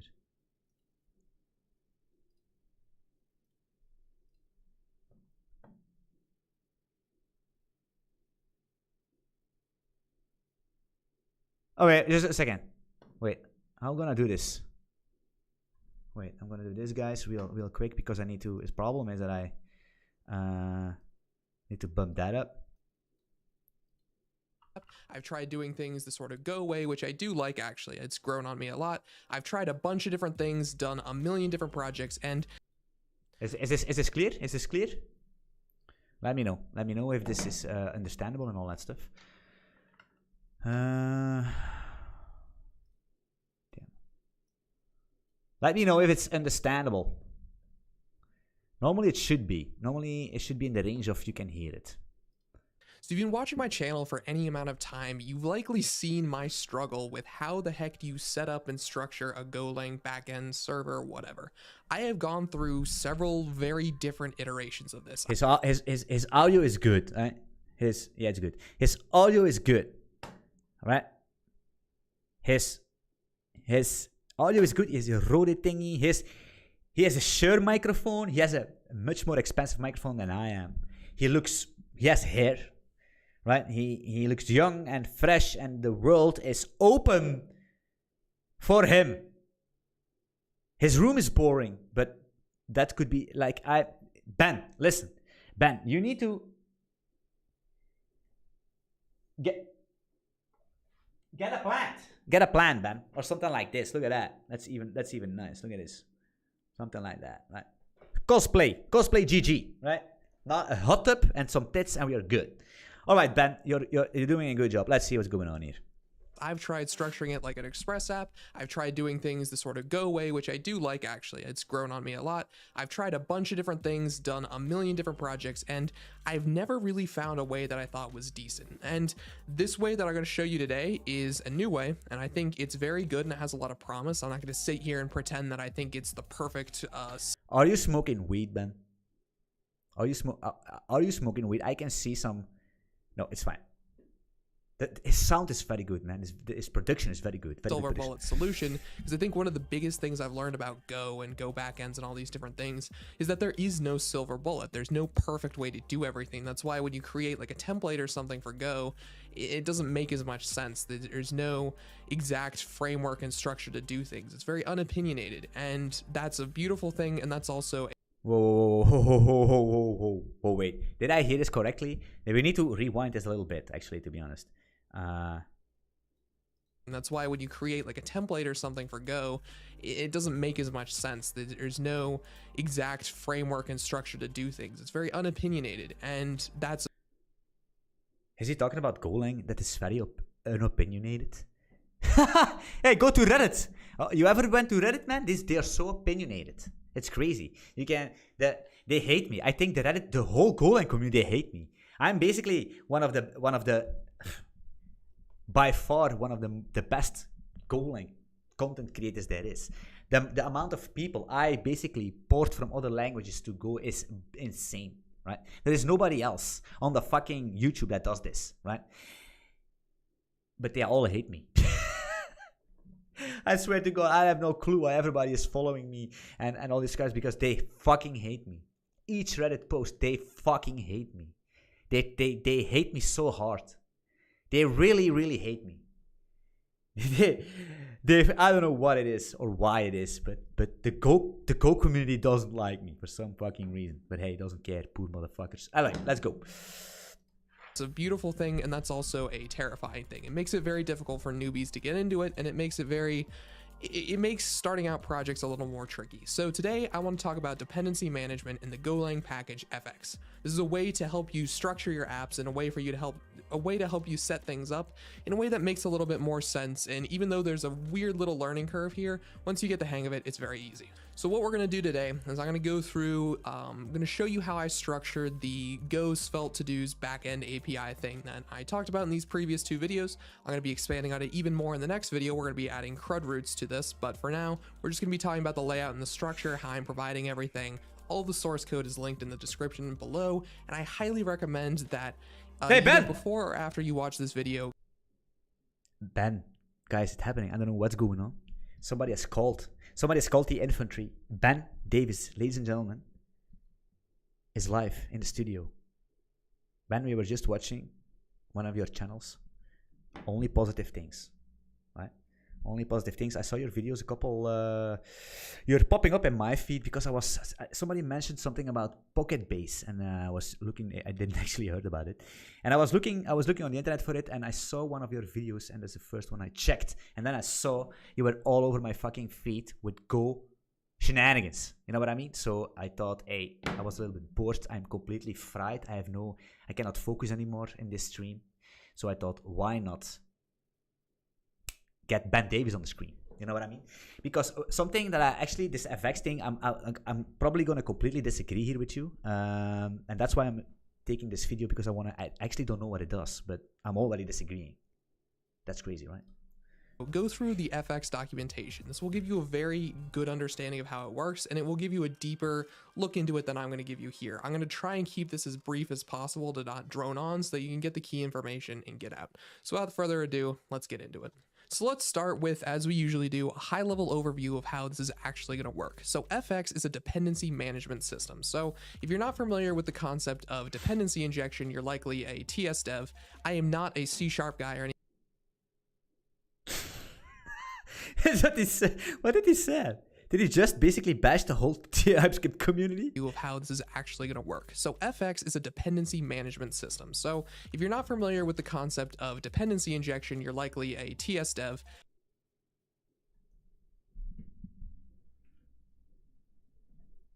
The man has spoken.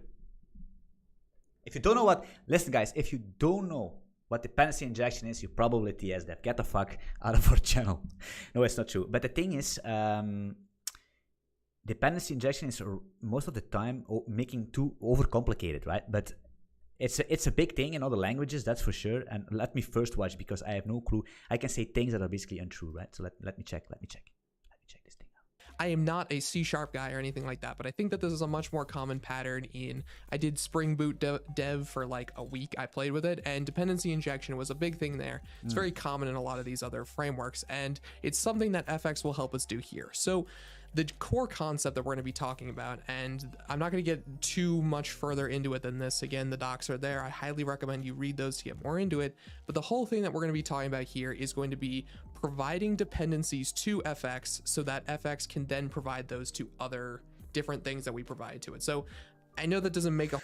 So it's basically just a package that acts as a global variable, right? So you're going to do as if you're going to register something, but actually it's basically just putting it into a map or something, which you can then basically get it out of that map. Of course, it's a very simplified idea in your application. So nobody actually sees that you're using globals,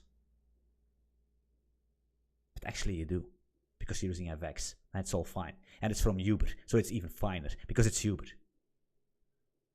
But Uber is actually very known in the Go community for making bad libraries.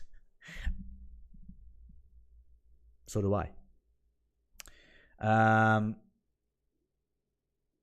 never heard about dependency injection, but you're a TS dev. That's just actually, yeah, let us see. But I'm gonna quickly, I want to see how this goes in Go, because otherwise we're sitting here for a very long time, and I'm gonna pause stuff, and so this is fine. A whole lot of sense. Let me... It's something that you do very well, these beautiful things. A lot of people need this. But I hate it. Let me go here. I want to see you implement that real quick right now. This really is. So this is the code. This is my main function, and all I'm doing right here is I'm doing exactly what we said before.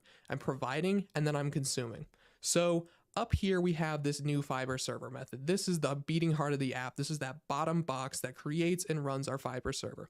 So what I'm passing into this method is I'm passing in this LC, which is an FX lifecycle. We'll talk about that in a moment.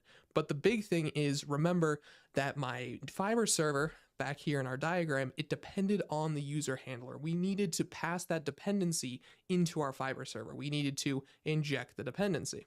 So up here, I have my user handlers, and that's being passed in here. And then down in here within the app itself, I can go ahead and initialize it. And then I use these user handlers to set up my routes. All makes sense. Very good. We set up our handlers elsewhere. And then within our Fiber server method, we can hook up do our actual routing and stuff. So I think this is a pretty nice way to do it. We handle all that in here. The lifecycle section of FX is super useful because it allows us to run things when our app starts and when our app stops. So right down here, I am doing lc.append and I'm passing in this FX hook. Yeah, the thing is that these life cycles on start and on stop, I don't know. I mean, that's something, I mean, yeah, that's something you can easily take care of yourself, right? I'm still wondering. If you go back here, but we're probably going to see it very soon. And you can see what's... Let's just play this thing. Let's just play. Anthony, passing in this FX hook. And this FX hook is going to have an on-start function and an on-stop function. The on-start function is simply going to start up our app. Now I'm calling it as a go routine because I don't want to block the main thread. FX is smart and it'll just like run forever and just let things go. So I can just start this up here. So if I had something else I wanted to set up, like say maybe a queue service or a logging service or whatever I wanted to do, I could set that up on the same app in the same way by just providing it an on start function that includes a go routine. So this allows me to handle things concurrently. It's a really clean way to do it.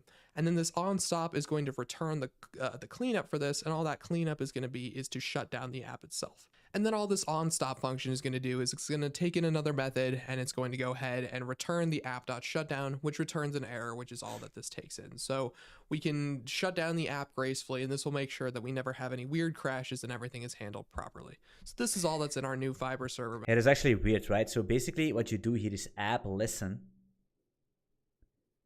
right? Listen, wait, can I? Okay, so basically, app, I don't know what app is Fiber new, perfectly fine, right? To do all the shenanigans, right? App use, middleware, static stuff, cache, get, groups, fine. Then, right? Then you're gonna boot up. You're gonna see LC append is a life cycle, fine, which is basically just an abstraction. Once again, an abstraction for no reason at all. FC hook, which is basically this lifecycle hook on start, fine. Then you're going to say go app listen, which basically can instantly return an error if the port is already used. Not quite sure they're getting handled, right? Because if app listens, right? If app listen, if you go main here, right? Here, log fatal, if app listens fails, it's going to return an error, but you're not going to fetch this error. How in the hell is it going to notify you what error just returned? Because it's not gonna panic. App listen, you could do go. It cannot panic, right? It's gonna return an error, no panic. If it panics, then maybe some magic hidden snowflakes and voodoo witchcraft from this fix thingy, you could do a recover, right? Then you could do a recover and they can show you the error, but it's not panicking, it's an error. So you can never know it. So what's happening is that this is going to return, and then you maybe gonna on stop and you're gonna do app shutdown, but app is no more app. You know what I mean? The pointer to app is gone. I don't know. Maybe I'm wrong, but this is already, this looks, I don't know, guys. I'm not a big fan. I'm not a big fan of that. So you need to, and I know because sometimes, the reason why I know is because I shoot myself in the foot with the same thing. Let's do go app listen. Like, hey, schedule it me in another fucking go routine, call it a day. The problem is that, hey, my app doesn't work. Why? And I'm basically debugging this for an half an hour or maybe longer, and then I see, oh, it's already running on that port. It's just a bind TCP address already in use.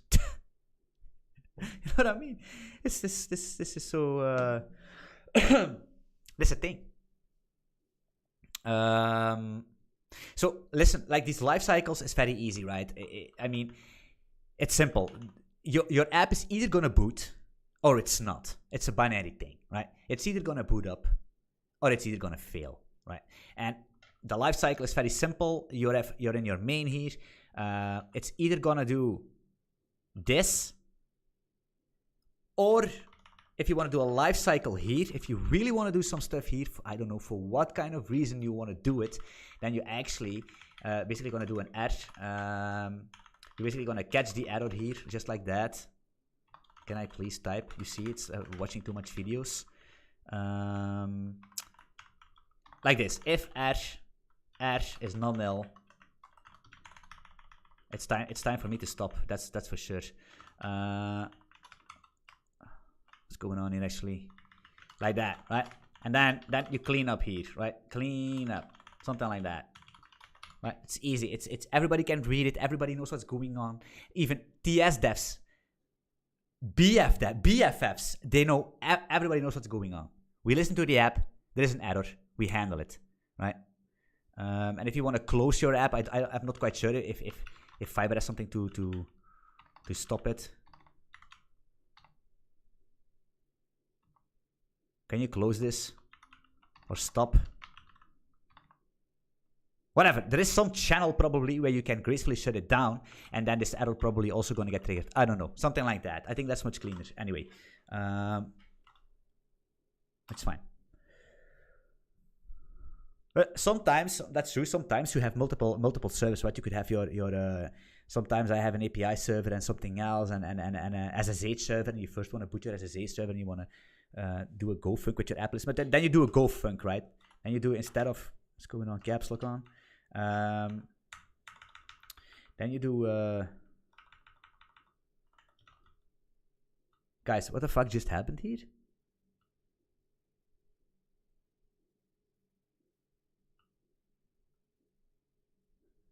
There's a bug in VS Code. It's an undo bug with the Vim plugin. Anyway, it doesn't really matter. OS get env. I don't know what it is. Actually, to be honest, fuck that shit. We're running on 3000. I tell. It's that. You're gonna run on. Fuck. 3000 is gonna be. That's the holy grail of ports. Let's be honest. What I want. Actually, I have no clue what I want to say. Let's go back to the video. Method. And then down here, remember, it's all about providing. So this create Postgres connection is being provided, and all it does is it takes. This is the part that I'm really interested in. This I really want to see what's going on here. An LC of an FX lifecycle. And what's really nice is, remember when I talked about the lifecycle thing earlier, we can provide that to any method that we're putting into provide or into invoke. And we can use that to handle things like closing. Oh yeah, so invoke, yeah. So invoke, you invoke this function. Yeah, but the question right is, why does it invoke it? Because I did something similar with the Hollywood framework, right?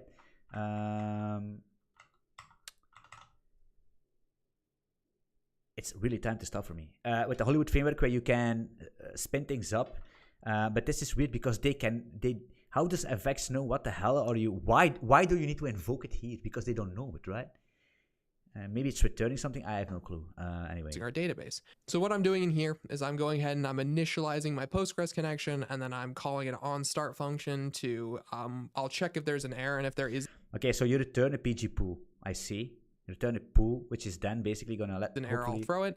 I put this note in here because I'm not entirely certain if this is perfect. Again, I've been using FX for a bit here, but I'm not an expert by any means. So someone smarter than me is probably watching this, and if this is dumb, they'll tell you in the comments. So go look for that.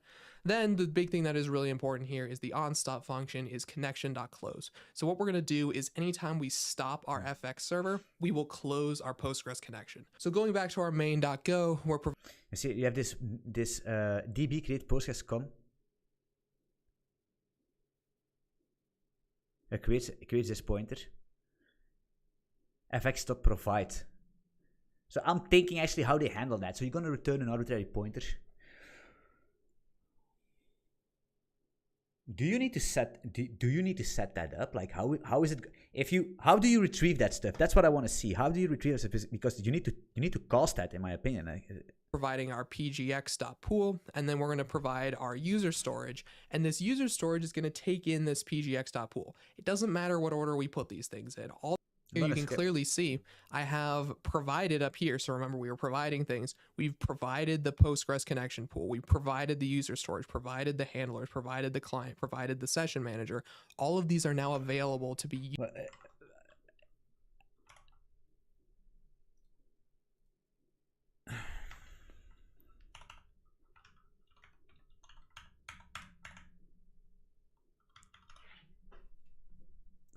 I provide, this is my dependency injection. Actually, normally, before, not so long ago, I did not use global variables. I was actually making my DB connection and injecting it with some kind of an interface or something. But I realized that's completely bullshit. And because you have a scoped DB package, which basically means you call an init function, db.init, and you are sure after db.init, you can do whatever the fuck you want with this bun thing, right? Yeah, but what if you call 2 times init? Then you're a stupid asshole. Not an asshole, but then you're basically stupid. Why should you call 2 times init? If you really want to be sure nobody's calling 2 times init, then you do a sync once. And it's easy. And it works perfectly fine. And I'm happy. And I don't need to inject it. I can just use it wherever I want. You know what I mean? And it's clean. It's clean. It's...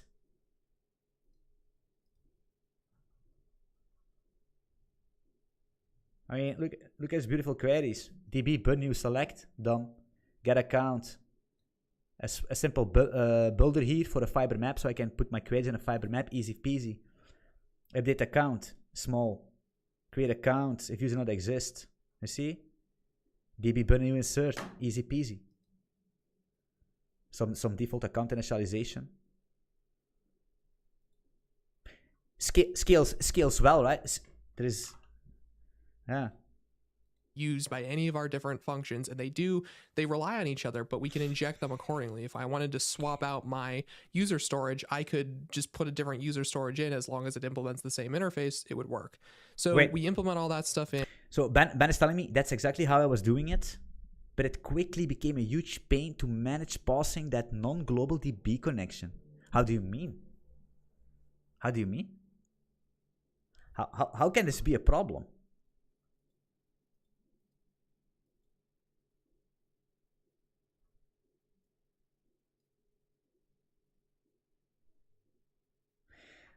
How can this be a problem? The only contract you need to... A lot of magic to testy things. I agree. I completely agree. I completely agree. But... I agree. But I agree. I agree. Yeah. But let me quickly think. No, but the thing is, for testing, it's actually very simple. But like I said, you don't need to listen to me. Right? If you want to pass your exams of programming, don't listen to me. If you want to build startups and make some money and build everything you want at the speed of light, then you need to listen to me. So for testing, there's a problem. Right? Let's say we make a new file here, right? Let's say we make a new file, account. Actually, in our handlers. Let's do handlers. Let's do it in our handlers, right? Actually, no, it's fine. It doesn't actually matter where it is. It doesn't matter. It can be everywhere. So we can make an account test, and I'm going to call it a day, guys. So we can make a package test here. Actually, no. It's going to be package data, actually, yeah. Then we're going to make a func, a new test foo and bar t. Testing.t hop, right? Okay, so how do you gonna test your database? Or you're gonna use a mock, which is completely out of scope. You should never use a mock because you're testing something that's not real. Don't use a mock. Use your DB, but connect it with something else. So if we check our DB, right? We have this init function, which basically gonna initialize some kind of an... If you really want to make it safe, you can do this. Func get bun. and make this get bun, right? Make that a function, and that will return a private bun, bun.bun, or whatever, right? Why? So then you can init it, and then you can protect this variable, if you really want, if you know what I mean. So you cannot set it, but like I said, it's fine, right? This is an init function which is basically going to initialize your database with exactly production environment variables. Well, use something simple. You make init test, right? Init test, hop. Maybe this init test is going to return you a bun. I don't know, right? I'm not gonna do it. It's pseudocode, right? But then you're gonna say you can actually make a function, and you're gonna call this, for example, how do you call that? Tear down and I don't know, some function init test. db is init test, right? And you're gonna have a bun, and this bun object can be used everywhere, if you know what I mean. If you're gonna test your handlers and you're afraid of using your db and you want to place a mock inside of it, right? Don't write a test. You know what are you gonna test?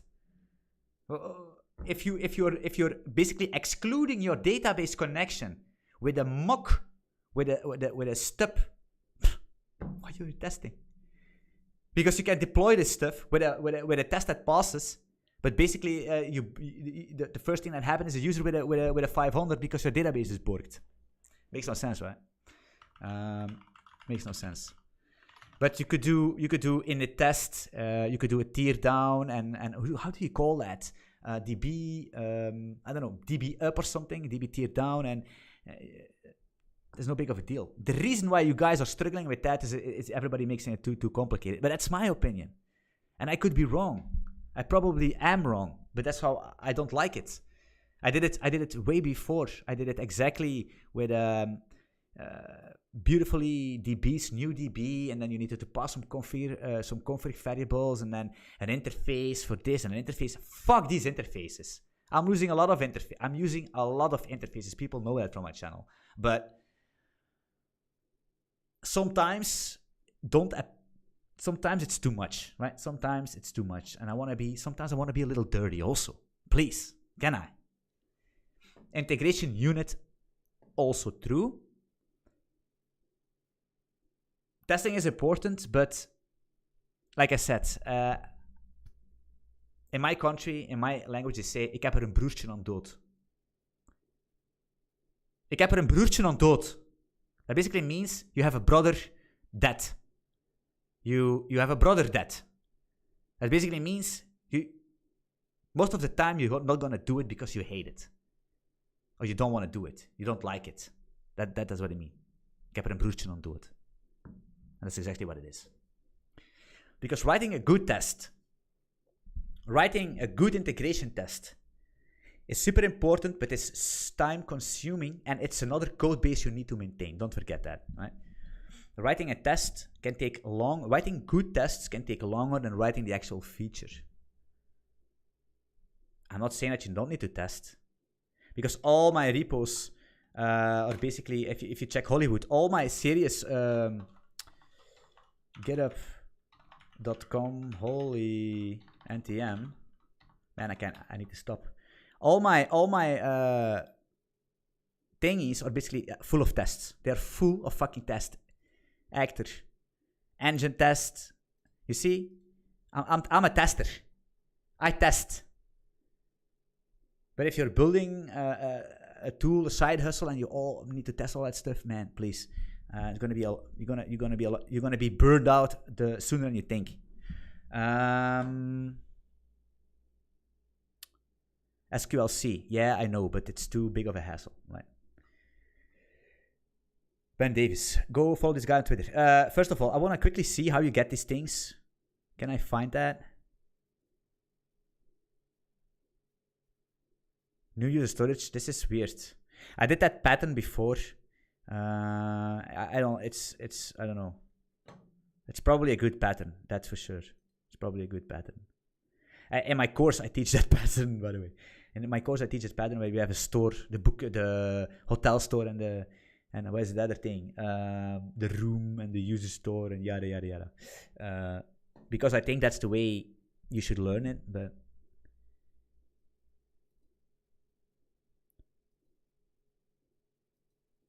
where is that? Ben, how can we see? How do you inject that thing? That's the injection, right? How do you inject this connection inside of your all user that storage? stuff. I'm gonna have more coming for this series later this week. Here. I want to see this. 65 viewers. Ben and his crew joined.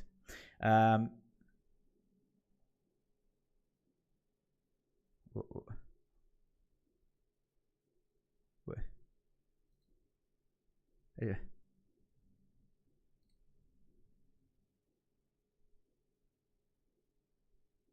Ben, what is this? Yeah, this is this one.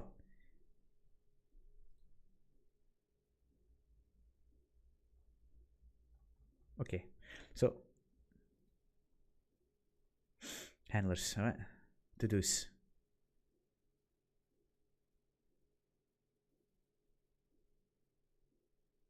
Yeah. That's probably for documentation generation, right? I see. Where is these things going?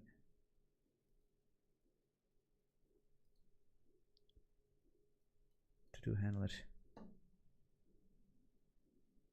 Here. So, to-do storage, right? This, listen, that's completely wrong. So what you do is you do dependency injection, so to say, in the main, right? In the main. Let me do this. Let me copy this, guys. Listen, and please correct me if I'm wrong. I'm not always right, right? I'm like I said, I'm not the smartest. I'm not the smartest kid in town. Let us be honest. So we're using all. If you want to be correct, I'm like I said, I changed my mind, and I'm not. I'm the most dirty engineer there is. Hey, I'm not afraid of doing dirty jobs here and there, right? And I'm not criticizing anybody. But if you want to do it according to the book, which actually I am not. I'm a trouble child. I'm not doing things according to the book. But if you want to do it according to the book, we basically here doing dependency injection with fx somewhere. Here, right? Which is this pointer. But then we have a to-do handler, which basically depends hard. Like, you know, like Johnny Sins heart depends. And I'm going to repeat it again. Johnny Sins heart depends on the storage.to-do storage, which is a pointer. So if we can see that it's a pointer, we directly know that it's not an interface. No, it's a struct. So we are doing dependency injection, but the way Golang actually handles dependency injection, which is by giving it an interface. So it can be anything, as long as the contract is agreed upon. That's not happening here. Or not. Or am I wrong? Avix just does it for you. Yeah. Okay, new to do handler. Yeah. I see. This new to do handler is gonna call it because you. Yeah. I can see that. I can see this thing. This is fine, but that's not a dependency injection, right? This is scheduling. Because your dependency, your dependency injection is here. This is important. This new to do handler, we don't care because our new to do handler is getting called in main, main.go, right? So we're gonna call, for example, I need to find a good spot here. Let me kill this. For example, here, so we're gonna have app.get /foo, and then we need a handler. That domain creates. Right? Your handler cannot depend on anything, just a context.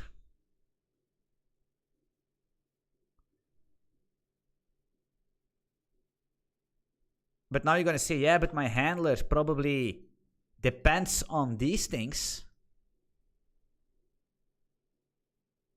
But these are Johnny Sins hard-coded structures. So the way you need to solve that is by making a struct, a type to do handler struct, which will have a DB, which is going to be storage in, it's going to be interface, a DB.db'er, right?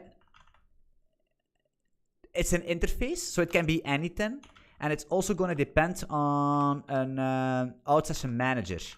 Out sessioner,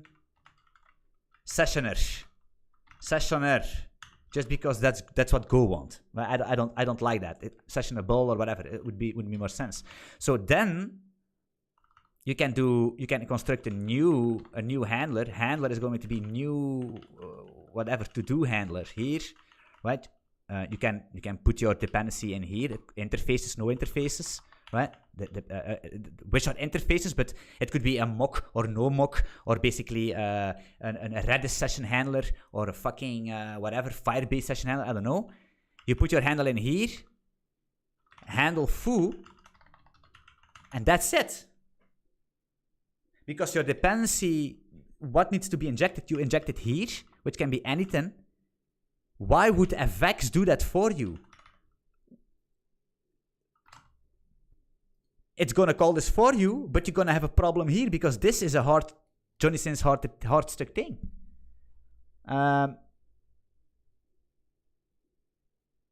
It's weird. I know that dependency management injection is a big thing, even in PHP and in Java and all that stuff. But like I said, I'm not the smartest kid in town, so don't mind me. But I think functions that are getting called magically is already a pain in the ass, and then they're going to get called magically with pointers is even more dangerous. And then these pointers are hard stuck or hard-coded interfaces, which I don't mind, because if you need to make an interface for all this stuff, but according to the programming designs and paradigms in Golang, that should be an interface here and an interface here. So your to-do handler, you can take, for your test, you can have different storages, different session managers, and for your production, you could have also different things, right? And maybe somebody wants to make a special to-do handler for version 2. It can use your to-do handler, but it's just going to use different storages and different session managers for version 2, because you're going to use OAuth protocol 359.0 instead of 0.01. Something like that. But hey, that's a thing. Damn, this is already getting too out of hand. 2 hours, 20 minutes. Anyway, Ben, I think good stuff with your channel, man. Keep making these videos. It's very good videos, and I'm actually happy to see you doing these other things, because I didn't know about it, and now I know thanks to your channel. That's pretty much. And nobody is right and nobody is wrong. That's technology. Nobody is right. Everybody is. The technology is so opinionated, and everybody wants to influence his opinion on everybody. But by the end of the day, it doesn't really matter, right? As long as we're having fun and we can build cool stuff, right? So everybody follow Ben Davis. I think your channel is very good. Maybe some tips on the thumbnails. My thumbnails are even worse. I don't know, man. I have no clue how to do thumbnails. I stopped making them. Actually, to be honest, it's not. What I would do is make yourself bigger. That's something that I do recently. Make yourself a little bit bigger. I just make myself big. I don't know why. And this works very well. Like these arrows thingy, that works very well. And keep your videos short, because people have the attention span of a mosquito. I thought this video gonna do better, but it's not. It doesn't matter. You're in a good spot, man. I love to see you grow in on YouTube. Look at that. Amazing. Look at this guy. This is actually a scuffed picture, not gonna lie. Anyway. Yeah, this adds... Actually, Mysterio, this adds so much complexity for so less value. For so little value. That's true. That's true. By the way, Ben, I also like you using Golang with Svelte and all that stuff. Let me know how that goes. I'm going to check your repositories to see how you do that, because I really love Svelte. Because it's simple. I don't like complexity. Just... I also have a problem with making things shorter. You see, I ramble a lot. Yeah. Doesn't matter. It's fine. Just consistent. Like, look at my fucking videos. How many videos do I have? It's insane. I'm basically the most inefficient YouTuber ever. I have 241 videos and this. And there are people with 70 videos with 300k subscribers. Can you imagine that? That hurts. That really, really, really hurts. Not gonna lie. But what I always do basically is this. The live streams is for interacting with the community, and most of the time you're not gonna code any decent thing, because back in the days I was live streaming and I did not do a lot of interactions. I was just coding, but people just come in and they see a code and they go out. But if you're doing some nonsense and bullshit and you spit some hard opinions, then they like it, right? But live streams is basically not efficient. YouTube videos are more efficient, but hey. That's my tips. No, it's fine. Rust. Maybe you should do Rust. 6 Rust, I don't know. Hey. Second video, League of Legends. Yeah, but look at my wall. Do you want to see my wall? I watch Nice. I watch Nice. I watch My First Million. That's guys, you need to watch these podcasts. Unicorns of Love. That's some League of stuff. Then of course Ben Davis, my man. Lex Friedman, of course, you need to do that. Of course, the Primogen, right? Rip, rest in peace. Rest in peace, Joe Statics. Rest in peace, my man. He died not so long ago. But if you can see his body, we already know how that happened, right? This guy's also very cool. Joey the Gypsy. Nobody knows him. But I don't know. That was a homeless guy. It's basically a homeless guy. And he lives out of his van, and he's cool. I watch him sometimes. Who the hell is that guy? We need to ban these people. Don't recommend channel. Not interested. Tell us why. I don't like this video. So yeah, I have a lot of gaming stuff on my feed. A lot of Svelte. I was looking a lot of in Svelte videos, so maybe some Svelte comes up. This WebDev Cody, my man. You need to follow him also. WebDev Cody, very important, very cool guy. Average Rob from Belgium. Asmon Gold, of course. Tyler One, if you really, really want to blow your ears out. That's it. That's my wall. Coding. Joe Rogan-ish. But I watch Joe Rogan on Spotify because he's, yeah. Some League of Legends because it's just funny.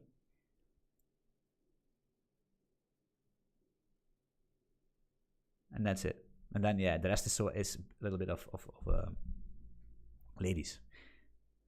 And some ladies, right? Madison Beer. You know what I mean? Anyway. You have to blacklist ChatGPT videos. Yeah, it's insane. I really want to stream it. My internet is awful, so I don't know. Yeah, I wouldn't do it, Ben Davis. I mean, I wouldn't do it. I wouldn't do it at all because it's streaming. You need to be very. For streaming, you need to be very. First of all, it's. The reward to investment is very low unless you're like me and you can sell stuff and you can basically bullshit the whole fucking 2 hours. Then it's fine. But otherwise, it's going to be a waste. It's going to be the return on investment is not going to be worth it. Not. Because you're going to stream for 2 hours. It's going to be so fucking intense. And you're going to have maybe 2k views in total over a couple of weeks. Unless you trick bait them. But then they come and they go. So while if you make a good video about Golang Svelte and you you're gonna have 6K, 7K views, right? And it's gonna take you 30 minutes. Maybe for you a little bit longer because your after production is very good, right? So you're gonna do some cuts. I don't do cuts anymore. I just do it raw and uncut. I don't care.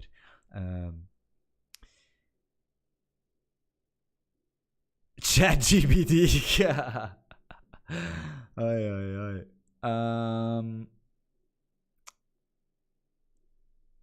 Yeah, hey, anyway, guys. Thank you for watching the stream. For the people that don't subscribe. You don't need to ring the notifications bell. Just subscribe. And sometimes when I make a video, you come and you dump some nonsense on the comments. So YouTube thinks I'm popular and it can basically boost my video into the algorithm. That's how I do it. That's my trick. And all the rest, you can let me sit there, right? Also, very important, check the Patreon page, right? If you want to see how I built this third post thing, which is probably offline. No, it's not. Boom. Look at that. It's online, right? If you want to see how I built that lean and mean, go to the Patreon page. And of course, full-time goal at 50% off for everyone. Go check that as well, right?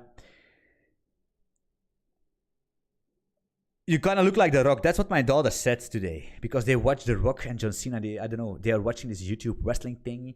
And I was standing there like that, waiting at the car. And she said, Dad, you look a little bit like The Rock with all your muscles. Hey, if your children perceives you as The Rock, which is a superhero, then you're doing a very good job as a dad. Because that's very important. If you have kids need to look up to you. You know what I mean? Everybody said, yeah, my dad is a Superman. Is that really true? Are you a Superman? I don't know. Let that sink in. But there's always a time you can change, right? You can start today. Go to the gym, lift some weights, and be a Superman for your kids. You know what I mean? Squat the whole fucking family. Because if the Walking Dead are here, who's gonna carry your family? If you not can even carry yourself. Think about that. And with this, I end my stream.